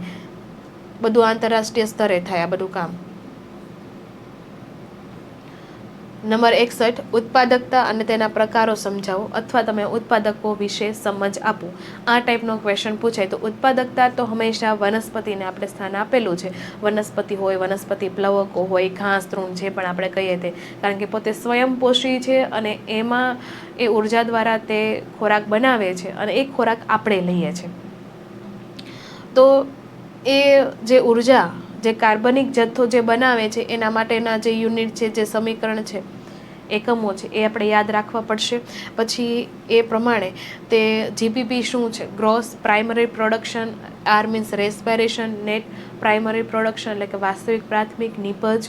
તો એ કુલ નિપજ, પ્રાથમિક નિપજ શું છે એ તમારે અહીંયા ઉત્પાદકોની અંદર લખવાનું થશે, માહિતી આપવાની થશે. પછી નેક્સ્ટ ક્વેશ્ચન છે વિઘટન એટલે શું. તો વિઘટનમાં વ્યાખ્યા બતાવીને આ વિઘટનની અંદર કેટલા તબક્કાઓ સમાવેશ થાય છે એ પણ તમારે બધા દર્શાવી દેવાના. જેમ કે એક અવખંડન છે, પછી ધોવાણ છે, અપચય છે, સેન્દ્રિયકરણ છે, ખનિજીકરણ છે. તો આ બધી વસ્તુ છે તમારે બધી વ્યાખ્યામાં બતાવી દેવાનું સ્ટેપ બાય સ્ટેપ, એટલે અહીંયા તમારે પૂરા માર્ક્સ મળે. પણ જો તમને એમ કીધું હોય કે વિઘટન સમજાવો, તો આ બધી વસ્તુ ઇન્ક્લુડ કરવાની રહેશે ફરજિયાત. પછી આ બધી વસ્તુ એક્સ્ટ્રા છે. ધારો કે કોઈ ક્વેશ્ચન છે 3 કરતાં વધારે માર્ક્સમાં પૂછાણો તોની વાત છે, એટલે ક્યાં સુધી લખવું એ તમને માહિતી આપતો. જો 3 માર્ક્સનો ક્વેશ્ચન છે તો વિઘટનની વ્યાખ્યા અને એના દરેક તબક્કામાં એક એક વ્યાખ્યા આપીને સમજાવી દેવાના. પછી નેક્સ્ટ ક્વેશ્ચન, જય બારના પિરામિડ વિશે માહિતી આપો. તો જય બારના પિરામિડ છે એ આ રીતે સીધા પણ હોઈ શકે છે, અને અમુક એવી કન્ડિશન જેમ કે સમુદ્રના જે જય બારના પિરામિડ છે એ અધોવર્તી છે, ઉલટા પિરામિડ છે. તો 2 પિરામિડ દર્શાવવાના, એક જ પિરામિડ દર્શાવવાના નહીં, અને એ પ્રમાણે એને સમજૂતી તમારે આપી દેવાની છે કે શા માટે ઉલટા આવે છે. તો એ બધું તમારે અહીંયા માહિતી આપી દેવાની. એટલે ટૂંકમાં તમારે પિરામિડ વ્યવસ્થિત ડ્રો કરી દેવાના, એની વેલ્યુ આપી દેવાની, અને નીચે તમારે લખાણ કરી દેવાનું. પછી આગળ આપણે જોઈએ કે જૈવ વિવિધતાના ભાતરૂપે અક્ષાંશીય ઢોળાંશની માહિતી આપો. જો આ ક્વેશ્ચનની અંદર અક્ષાંશીય ઢોળાંશ પૂછેલું છે તો તમારે ધ્રુવ પ્રદેશ, વિષુવવૃત્ત અને નીચે ધ્રુવ પ્રદેશ, એટલે ટોટલ શું થાય કે વચ્ચે વિષુવવૃત્ત હોય, ઉપર પણ ધ્રુવ પ્રદેશ હોય, નીચે પણ ધ્રુવ પ્રદેશ હોય. તો એમાં જાતિ વિવિધતા દેશ પ્રમાણે કેટલી છે, એટલે આપણે બધા જ દેશની અહીંયા ઇન્ક્લુડ નથી કરવાની. હવે તમારે છે ને જાતિ વિવિધતા માટે જે દેશ આપેલા છે એ પ્રમાણે તમારે સંખ્યા લખીને દર્શાવવાનું રહેશે. અને જાતિ વિવિધતા સૌથી વધારે વિષુવવૃત્તમાં હોય, અને ધીમે ધીમે ધ્રુવ પ્રદેશ તરફ ખસીએ એ પ્રમાણે જાતિ વિવિધતા ઘટતી જાય છે. બંને બાજુ સેમ થશે, તો એ પણ તમારે અહીંયા દર્શાવવાનું રહેશે. આંકડાકીય માહિતી છે એટલે થોડીક વધારે ટફ પડે, યાદ રાખવું પડે એમાં. પછી આગળ આપણે જોઈએ કે જાતિ વિસ્તારના સંબંધો વિશે આલેખની મદદથી વિસ્તૃત માહિતી આપો. અથવા એમ પૂછાય કે જાતિ વિસ્તારના સંબંધો વર્ણવો. તો આ ક્વેશ્ચનમાં બંનેમાં એક જ લખવાનું થશે, ગ્રાફ પણ તમારે બતાવવાનો રહેશે. ચાલો ગ્રાફ તો આપણે બતાવી દઈએ. બીજી વસ્તુ શું કે તમારે એક્સ અક્ષ ઉપર અને વાય અક્ષ ઉપર શું લખવું એ ખાસ માહિતી. બીજું કે અહીંયા જે log s is equal to log c plus z log a, અને આ બતાવે છે કે s is equal to c a z. તો અહીંયા જે માહિતી જે આપેલી છે એ માહિતી વ્યવસ્થિત લખવાની રહેશે, કારણ કે એના માર્ક્સ હોય. અને બીજી વસ્તુ કે આપણે સૂત્ર તો આ લખી નાખીએ આ રીતે શું દર્શાવે છે. તો આ ઇઝ ઇક્વલ ટુ કરીને જે માહિતી આપેલી છે કે અમુક જાતિ વિસ્તાર બતાવે છે, અમુક જાતિ સમૃદ્ધિ વિસ્તાર, રેખાનો ઢાળ, તો એ બધું તમારે પણ માહિતી આપવી પડશે. રેખાનો ઢાળ કેટલા મૂલ્યની વચ્ચે હોય છે, ક્યારે તીવ્ર હોય છે, બરોબર. અને આ કયા સાયન્ટિસ્ટોએ આ માહિતી આપી છે એ પણ તમારે જોવાનું છે. અને આ જે ક્વેશ્ચન છે એની મર્યાદા શું, જો વિસ્તાર વધે એમ જાતિ વધતી જાય નહીં. એટલે અહીંયા એ જે સમજણ આપતું 1-2 લાઈન તમારે અહીંયા બતાવવાની રહેશે. નેક્સ્ટ ક્વેશ્ચન છે 66, જૈવ વિવિધતાની નુકસાનીના કારણોની ચર્ચા કરો. આગળ પૂછાઈ ગયેલો છે. અથવા અતિશોષણ સમજાવો. અથવા એમ પણ પૂછાય કે જૈવ વિવિધતાની નુકસાનીના કોઈ પણ 3 કારકો. 3 માર્ક્સમાં છે એટલે કોઈ પણ 3 લખવાના છે કારણો. તો આમાંથી તમને જે આવડતું હોય, તમને લાગે કે આ જે ક્વેશ્ચન છે એની અંદર આ મુદ્દો પરફેક્ટ એક્સપ્લેન કરી શકું એમ છું, તો એ જ લખો. વધારે લખશો એટલે એ મુદ્દામાં એ વસ્તુ વધારે હશે તો ચાલશે, પણ આપણે 3 મુદ્દાથી વધારે નથી લખવાના, કારણ કે 3 મુદ્દા તમને ફિક્સ કહી દીધા છે.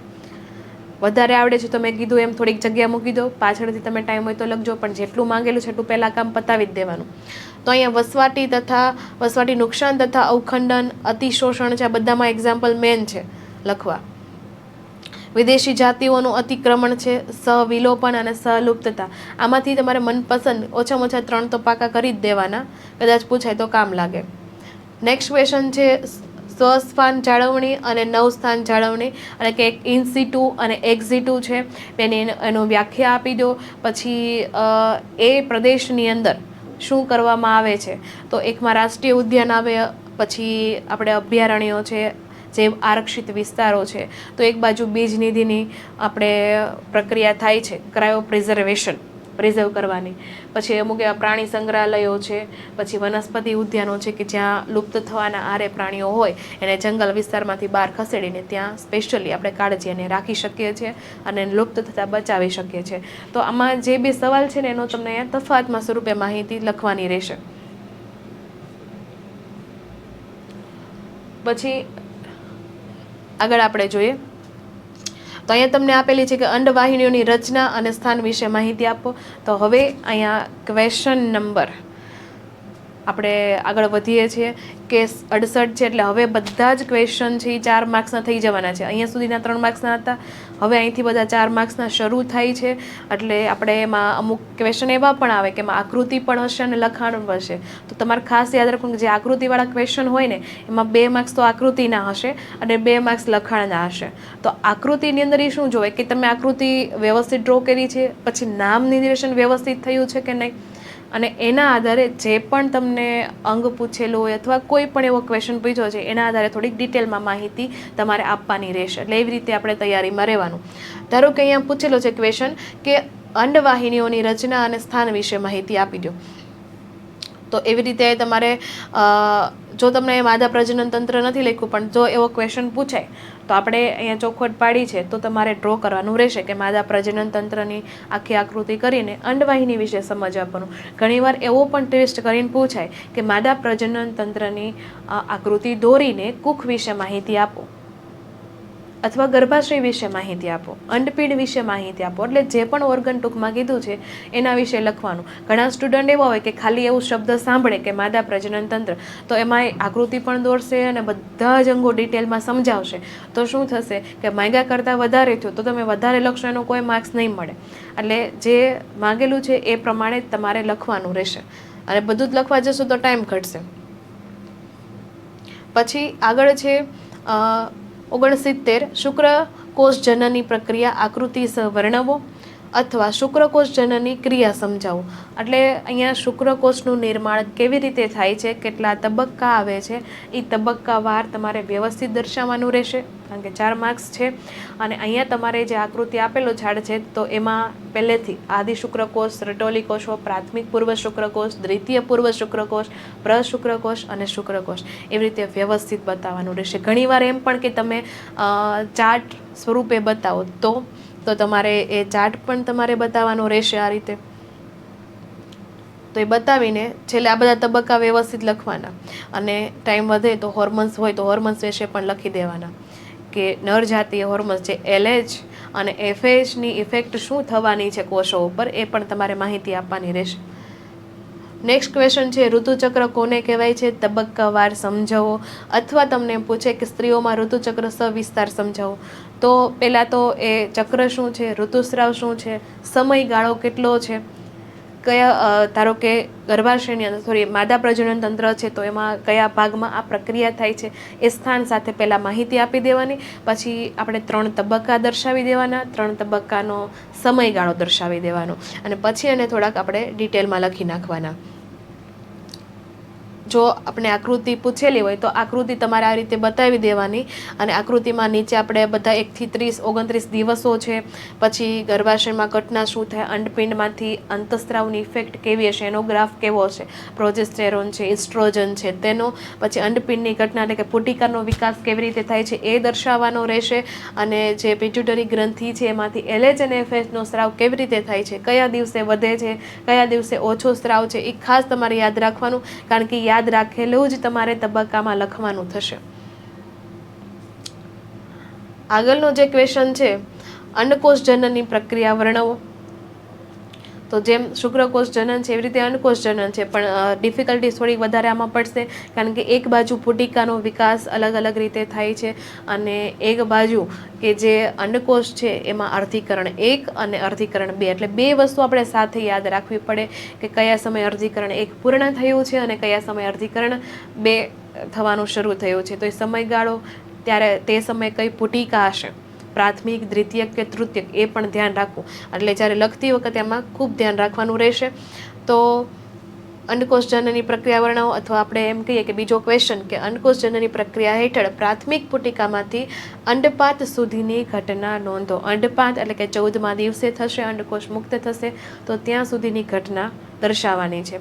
એટલે અહીંયા શું થશે કે જે અંડકોષ મુક્ત થાય છે, ખરેખર આપણે શોર્ટમાં માહિતી આપી દઈએ કે જે અંડકોષ મુક્ત થાય છે એ દ્વિતીયક પૂર્વ અંડકોષ હશે. અંડકોષ પ્રોપર નહીં બનેલો. અંડકોષ ક્યારે બને? કારણ કે એનું અર્ધીકરણ પૂરું થયું જ નથી, કે જ્યારે શુક્રકોષ આવશે ત્યારે જ એનો જ્યારે ઝોના પેલ્યુસેડિયામાં એ સંપર્ક થશે ત્યારે શું થશે કે એનું અર્ધીકરણ 2 એ પૂર્ણ થશે ને ત્યારે અંડકોષ બનશે. ત્યાં સુધી તો એ દ્વિતીય પૂર્વ જ રહેવાનો છે. તો અહીંયા અંડપાત સુધીની ઘટના છે એટલે શબ્દ આપણે અંડકોષ ન લખાવવો જોઈએ. ત્યાં સુધી જે મુક્તિ થાય અંડકોષની, તો ત્યાં કૌંસમાં એ નામ આપી દેવાનું કે હજી અહીંયા અર્ધીકરણ 2 પૂર્ણ થયેલું નથી. કારણ કે અમુક બાબતો આ MCQમાં પણ કામ લાગે આવી બધી માહિતી. એટલે અહીંયા જે પ્રાથમિક પૂર્વ અંડકોષો, પ્રાથમિક પુટિકા, દ્વિતીયક પુટિકા, તૃતીયક પુટિકા, ગ્રાફિયન પુટિકા કેવી રીતે બને છે એ બધી તમારે વર્ણવવાની રહેશે. અને જો ચાર્ટ રૂપે પૂછ્યું તો છેલ્લે તમારે આ રીતે ચાર્ટ પણ આપી દેવાનો, પણ જે ક્વેશ્ચન છે એ ક્વેશ્ચન અકોર્ડિંગ આપવાનો રહેશે. કે તમને શુક્રકોષ જનનનો પૂછેલો છે તો એ આપવાનું, અંડકોષ જનનનો પૂછેલો છે તો એ આપી દેવાનું. નેક્સ્ટ ક્વેશ્ચન છે નંબર 72. મેન્ડલના વટાણાના 2 ભિન્ન લક્ષણો ધરાવતો છોડ પરનો પ્રયોગ વર્ણવો. હવે 2 લક્ષણવાળો પ્રયોગ કે તો આપણે સમજી જવાનું કે ભાઈ આ દ્વિસંકરણનો પ્રયોગ છે. તો દ્વિસંકરણનો પ્રયોગ આપણે પ્રેક્ટિકલમાં પૂછાતો હોય ને પછી આમાં પણ ક્યારેક ક્વેશ્ચન પૂછાય છે તો આપણે આવડતો હોય તો બહુ વધારે સારું પડે. કારણ કે રેશિયો તો બધાને યાદ હોય, પણ અંદર જે F2 પેઢીમાં જે થોડુંક બાંધછોડ થાય એમાં થોડુંક માહિતી આપણે હોય તો વધારે સારું પડે. હવે દ્વિસંકરણ છે તો એના માટે ખાસ કે તમે જે 2 લક્ષણો જે પણ લેવાના હોય એની તમારે માહિતી આપી દેવાની, થોડી ઘણી માહિતી. ધારો કે તમે જે 2 લક્ષણો છે એમાં તમે બીજનો રંગ, બીજનો આકાર પણ પસંદ કરી શકો છો, કોઈ પણ 2 લક્ષણ. એક પ્રેક્ટિકલમાં આપણે એવું જોયું કે એના પુષ્પનો રંગ અને વટાણાના રંગ એ આપણે લીધેલો હતો. એટલે જે પણ તમને યાદ હોય પરફેક્ટ રીતે એ જ આપણે કરવાનું, કારણ કે એની ભૂલ પછી આગળ થાય જો આપણે 2 મિક્સ કરી નાખીએ, પ્રેક્ટિકલ અને પાછું થિયરીના ઉદાહરણ. એટલા માટે એટલે ગમે તે એક આપણે પરફેક્ટ કરીને જવાનું. પછી અહીં F1 પેઢીમાં તમે શું ધારો છો એના પરથી ફર્સ્ટ જનરેશન શું મળે છે. અહીંયા તમે પિતૃ પેઢી તમે લીધી કે જે ધારેલું છે, એક બાજુ પ્રભાવી હશે, એક બાજુ પ્રચ્છન્ન. પછી એના ઉપરથી F2 પેઢી, F1 પેઢી મળશે.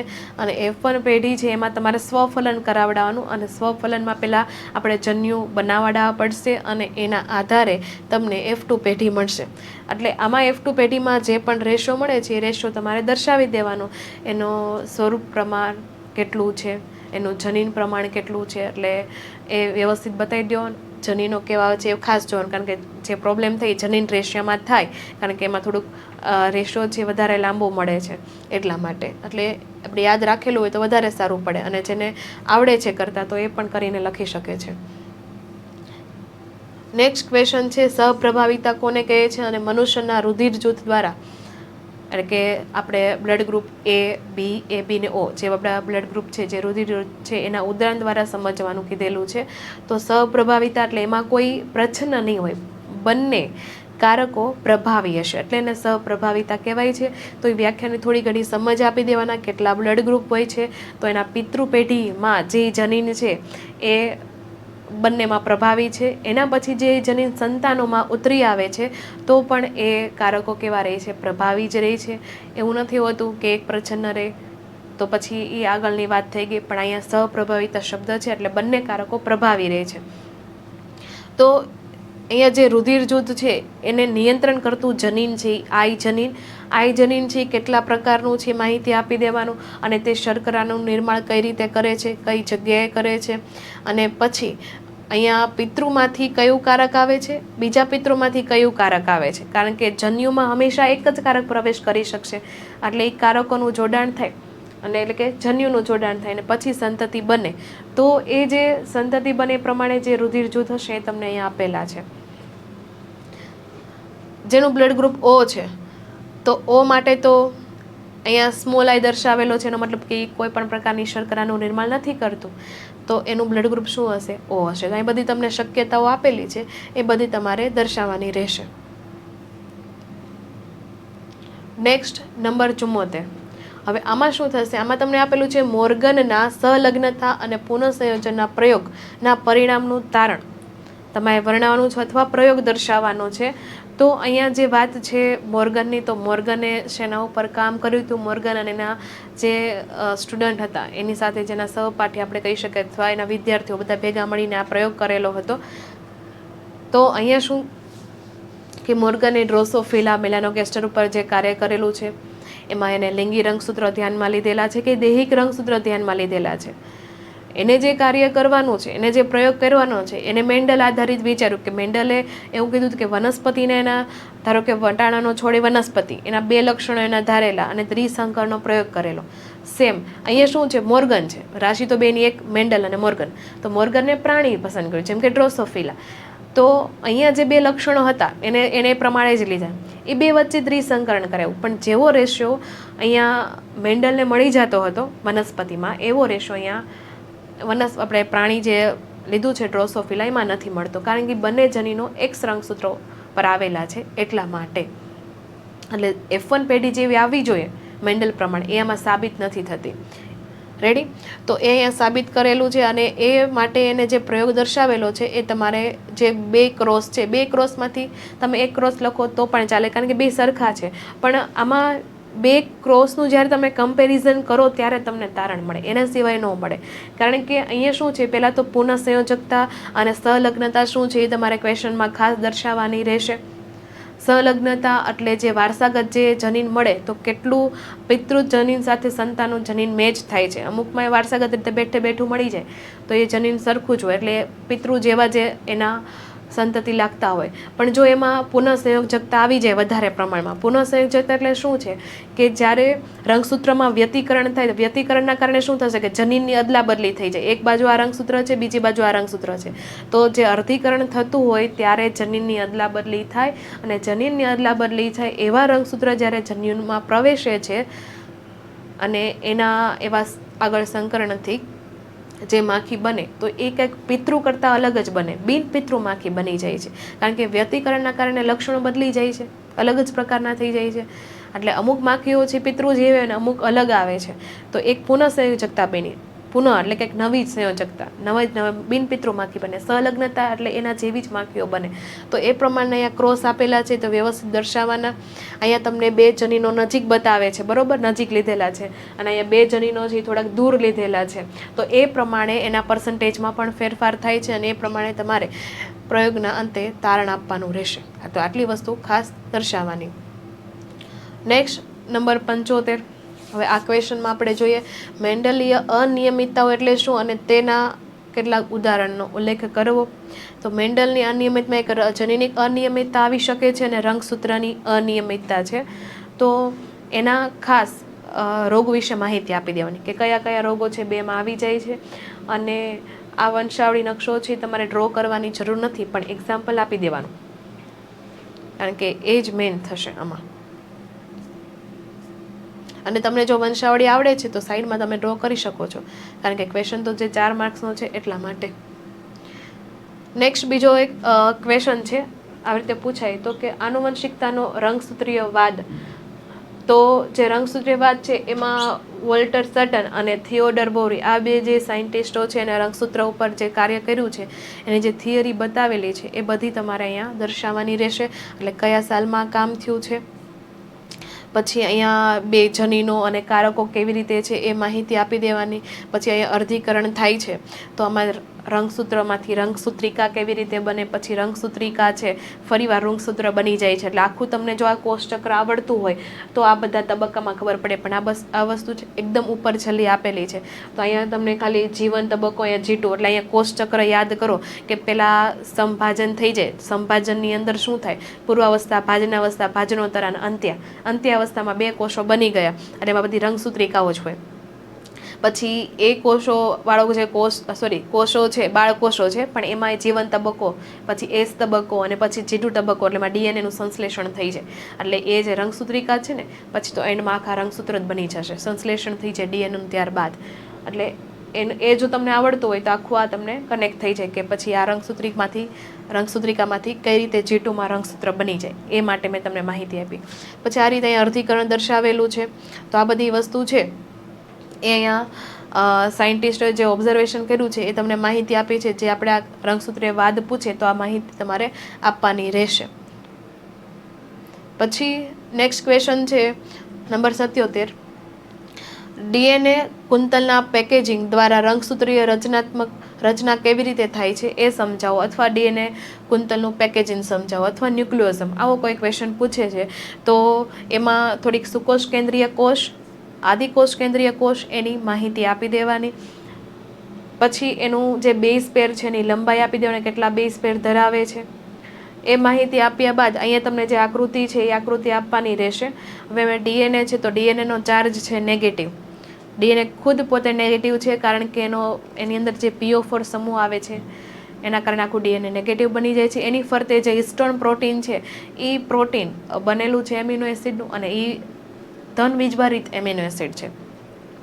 એટલે અહીંયા એ ધન વીજભાર છે અને DNA ખુદ પોતે નેગેટિવ છે, એટલે બે ચાર્જ અહીંયા બેલેન્સ થઈ જાય છે. અને આવી રીતે વીંટળાયેલું આ જે હિસ્ટોન પ્રોટીન એના ફરતે DNA વીંટળાયેલું હોય છે.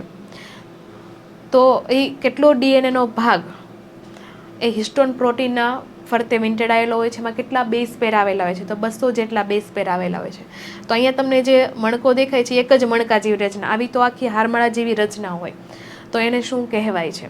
પછી આવી બધી હારમાળા જેવી રચના ભેગી થાય તો પછી એનું શું નામ પડે છે.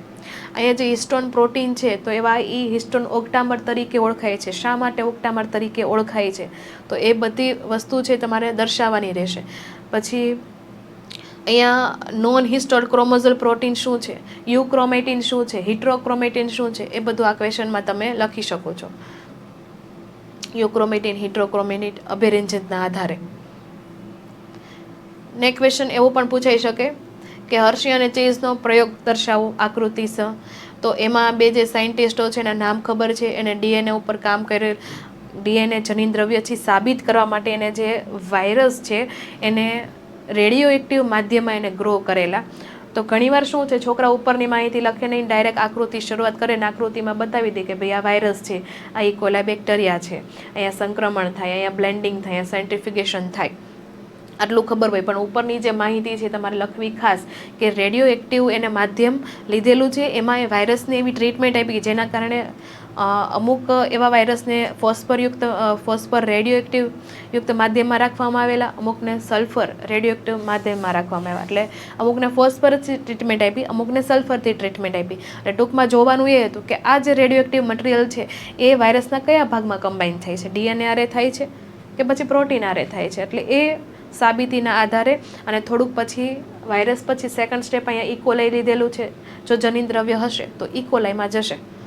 રેડી? તો જનીન દ્રવ્ય DNA જ છે એ સાબિત કરવા માટે હર્શી અને ચેઝનો આ પ્રયોગ હતો.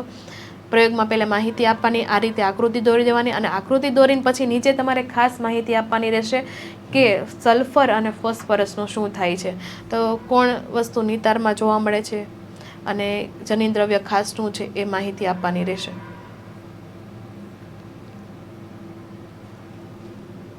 ઓગણએંસી આગળ આપણે જો એમાં આપેલું છે DNAના અર્ધરૂઢિગત સ્વયંજનની ક્રિયાનું પ્રાયોગિક પ્રમાણ દર્શાવવાનું છે. અર્ધરૂઢિગત છે પ્રયોગ, સેમી કન્ઝર્વેટિવ. હવે અહીંયા જે માધ્યમ લીધેલું છે NH4Cl, એટલે કે જે અહીંયા નાઇટ્રોજન છે N50 પ્રકારના છે, N40 પ્રકારના છે, કેવા પ્રકારના લીધેલા છે. તો કયા માધ્યમથી શરૂઆત કરો છો એક્સપેરિમેન્ટની, ખાસ શરૂઆત કરવાની એ જણાવી જ દેવાનું. ઘણીવાર અહીંયા લખવામાં ભૂલ થાય તો પ્રેક્ટિકલના એન્ડ સુધી ભૂલ થઈ જાય છે. તો અહીંયા N50 વાળો માધ્યમમાંથી જે ઇકોલાઈ એસોલેટ કરેલા છે અને ઇકોલાઈનું જે DNA છે એ N50 વાળું છે એ આ તમને પ્રયોગ આધારિત ખબર પડે છે. પછી 20 મિનિટનો ગેપ આપવાનો અને એમાં DNA છે જે બેક્ટેરિયા છે પ્રજનનથી એકમાંથી બે ડબલ થવાના છે અને પછી 20 મિનિટ પછી ફરીવાર તમે સોલ્યુશન લઈને એનું સેન્ટ્રીફ્યુગેશન કરો એટલે આ રીતે તમને DNA જોવા મળે N40 અને N50. કારણ કે તમે થોડુંક માધ્યમમાં ફેરફાર કરી નાખો. પહેલાં તમે જે N40 વાળું માધ્યમ આપતા હતા પછી તમે N50 વાળો આપતા હતા, પછી N40 આપશો એટલે તમને હાઇબ્રિડ DNA મળશે. એવી રીતે 20-20 મિનિટના અંતરે આ ટેસ્ટ કરવાની, એ બતાવી દેવાનું આકૃતિ દ્વારા, અને પછી એન્ડ પ્રોડક્ટ શું મળે છે એ પણ તમારે લખવાની રહેશે. એટલે મિનિટ પ્રમાણે જે રિઝલ્ટ આવે એ તમારે દર્શાવવાનું. પછી નંબર 80 આવી ગયા આપણે. એમાં પ્રત્યાંકન વિશે ટૂંકમાં માહિતી આપો, અથવા પ્રત્યાંકન વિશે તમને સમજાવો, એના એકમો સમજાવો. તો પ્રત્યાંકન શું છે, એટલે ડીએનએથી શરૂઆત કરી દેવાની, અને શું નિપજ બને છે, કેવી રીતે બને છે, આદિકોષ કેન્દ્રીય કોષ હોય તો શું, સુકોષ કેન્દ્રીય કોષ હોય તો શું, એટલું ડિટેલમાં નહીં, પહેલાં શોર્ટમાં બેઝિક વસ્તુ કહી દેવાની. પછી પ્રત્યાંકનને સ્પેશિયલી ડિટેલમાં જઈ જવાનું હોય તો આ જે પ્રમોટર છે, બંધારણીય જનીન છે, સમાપક શું છે, એના બંધારણના એકમ દર્શાવવાના. પછી એ બંધારણ વિશે ડિટેલમાં સમજાવી દેવાનું, અને એને આકૃતિ બતાવી દેવાની. એટલે આમાં તમારું બધી વસ્તુ આવી જશે પ્રત્યાંકનની. અને પ્રત્યાંકનમાં ખાસ એ પણ નોટિસ કરી દેવાનું કે બે ડીએનએની શૃંખલામાંથી ક્યારે પ્રત્યાંકન ન થાય, એક જ શૃંખલામાંથી થાય, અને બેમાંથી થાય તો શું થાય એ પણ માહિતી આપવી. પછી નેક્સ્ટ ક્વેશ્ચન છે કે લેક ઓપેરોન એટલે શું, તેની પ્રક્રિયા દર્શાવો. અને અથવા તો એમ પણ પૂછાય કે પ્રેરકના અભાવમાં અને પ્રેરકની હાજરીમાં લેક ઓપેરોનની ઘટના દર્શાવો. તો લેક ઓપેરોન છે એટલે આકૃતિ હોય તો આકૃતિ જોઈને લખવામાં સરળતા પડે, એટલે આકૃતિ તો આપણે દોરો કરવી જ પડશે. તો લેક ઓપેરોન છે, શા માટે લેક ઓપેરોન છે, કયા નામથી પડેલું છે, શેના માટે હોય છે એ આપી માહિતી. એના આપણે જે સાયન્ટિસ્ટ છે એની માહિતી આપી દે. આવા કેટલા પ્રકારના લેક ઓપેરોન ખાલી ઓપેરોન છે એ આપણું, કારણ કે લેક ઓપેરોન એક લેક્ટોઝ માટેનું છે, એવા ઘણા પણ ઓપેરોન છે, તો એના એક્ઝામ્પલ આપી દેવાના. પછી ઘણીવાર મિસઅન્ડરસ્ટેન્ડિંગ એમાં થાય કે લેક ઓપેરોન શબ્દ છે અને એક લેક ઓપેરોનની અંદર ઓપરેટર આવે છે. તો ધ્યાનથી જે લોકોને ક્વેશ્ચન આવડે છે તો ધ્યાનથી જ લખશે, પણ ઘણીવાર ઓપેરોનમાં અને ઓપરેટરમાં લખવામાં મિસ્ટેક થઈ જાય, તો એનું થોડી કાળજી રાખવાની. તો અહીંયા જે પણ આપણે આકૃતિ જોઈએ છે એ પ્રમાણે લખાણ કરી દેવાનું. અહીંયા તમે જે દર્શાવો છો કે PI પછી PO એ શું દર્શાવે છે એની માહિતી આપી દેવાની. એટલે કે એક નિયામકી જનીન છે, એક બંધારણીય જનીન છે. પછી શું કાર્ય કરે છે, સ્વિચ ઓફ સ્વિચ ઓન કરવાનું કામ, એ બધું નિયામકી જનીન કરે છે. બંધારણીય જનીનમાંથી આપણે ડીએનએમાંથી આરએનએ બનવાનું છે, એ કામ છે. નિગ્રાહક આવે તો નિગ્રાહક શું કરે છે, કઈ ક્રિયા અટકાવે છે, નિગ્રાહકને દૂર કરવા માટે પ્રેરક અણુ જોઈએ છે, તો કેવી રીતે કાર્યરત થાય છે, તો એ બધી માહિતી તમારે આપવાની થશે અહીંયા. નેક્સ્ટ ક્વેશ્ચન છે મેલેરિયા. તો એક રોગમાંથી પૂછેલો છે. તો મેલેરિયા રોગ છે તો એના યજમાન છે એ 2 છે, યજમાન શરીર 2 છે. મેલેરિયા તો રોગનું નામ છે, કોનાથી થાય છે તો પ્રજીવથી થાય છે. એના વાહક કોણ છે તો એ મચ્છર છે.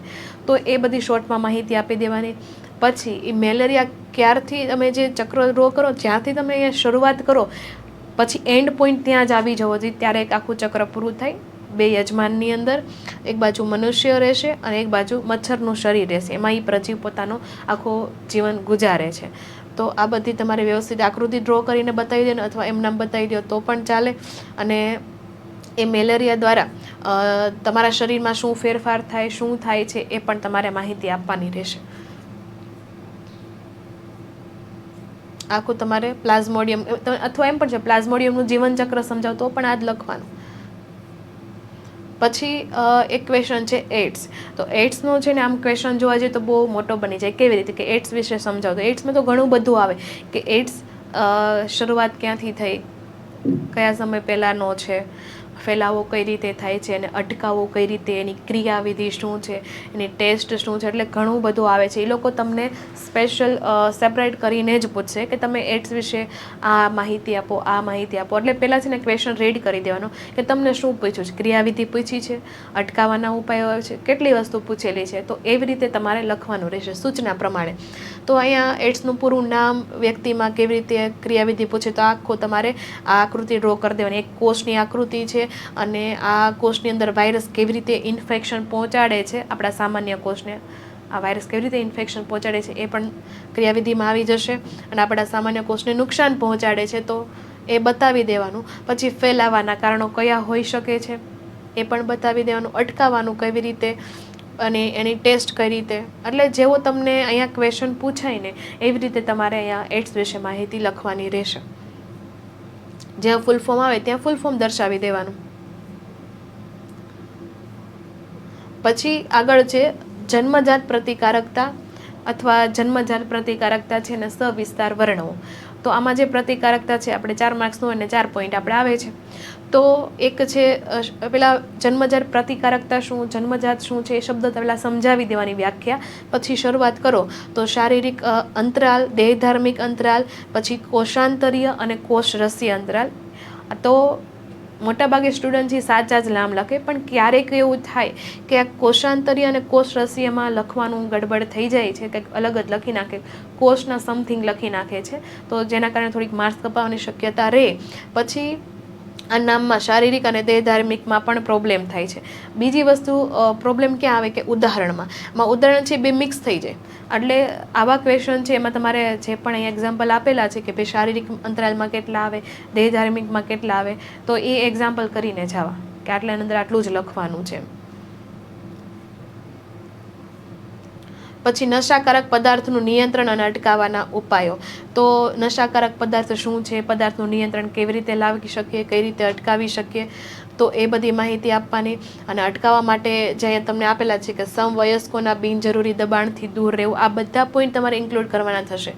પછી શિક્ષણ અને પરામર્શ, માતા પિતા તેમજ સમવયસ્કોની મદદ લેવાની, ભયજનક સંકેતો તરફ દ્રષ્ટિ દોરવાની, પછી વ્યવસાયિક અને આરોગ્ય વિષયકની સલાહ લેવાની. તો આ બધા જેટલા પોઈન્ટ આપેલા છે એ બધા તમારે અટકાવવાના ઉપાયની અંદર લખવા પડશે, અથવા નિયંત્રણ જે પૂછે તે આટલી વસ્તુ તમારે લખી નાખવાની. પછી ખાલી એમ પૂછે કે ક્લોનિંગ વાહકો એટલે શું. તો ક્લોનિંગ વાહકો છે તો જે પ્લાઝમિડ, બેક્ટેરિયોફેજ છે એની તમારે માહિતી આપવાની રહેશે. હવે પ્લાઝમિડ છે બેક્ટેરિયામાં, અને બીજું બેક્ટેરિયોફેજ એ વાયરસ માટેનું છે, કેટલી કોપી બનાવે છે. પછી આપણે એક એગ્રોબેક્ટેરિયમનું એક્ઝામ્પલ છે. પછી નેક્સ્ટ આપણે જોઈએ તો રીટ્રોવાયરસનું છે, એ કેટલી નકલ બનાવે છે, કેવી રીતે ઇન્ફેક્શન પહોંચાડે છે સામાન્ય કોષને.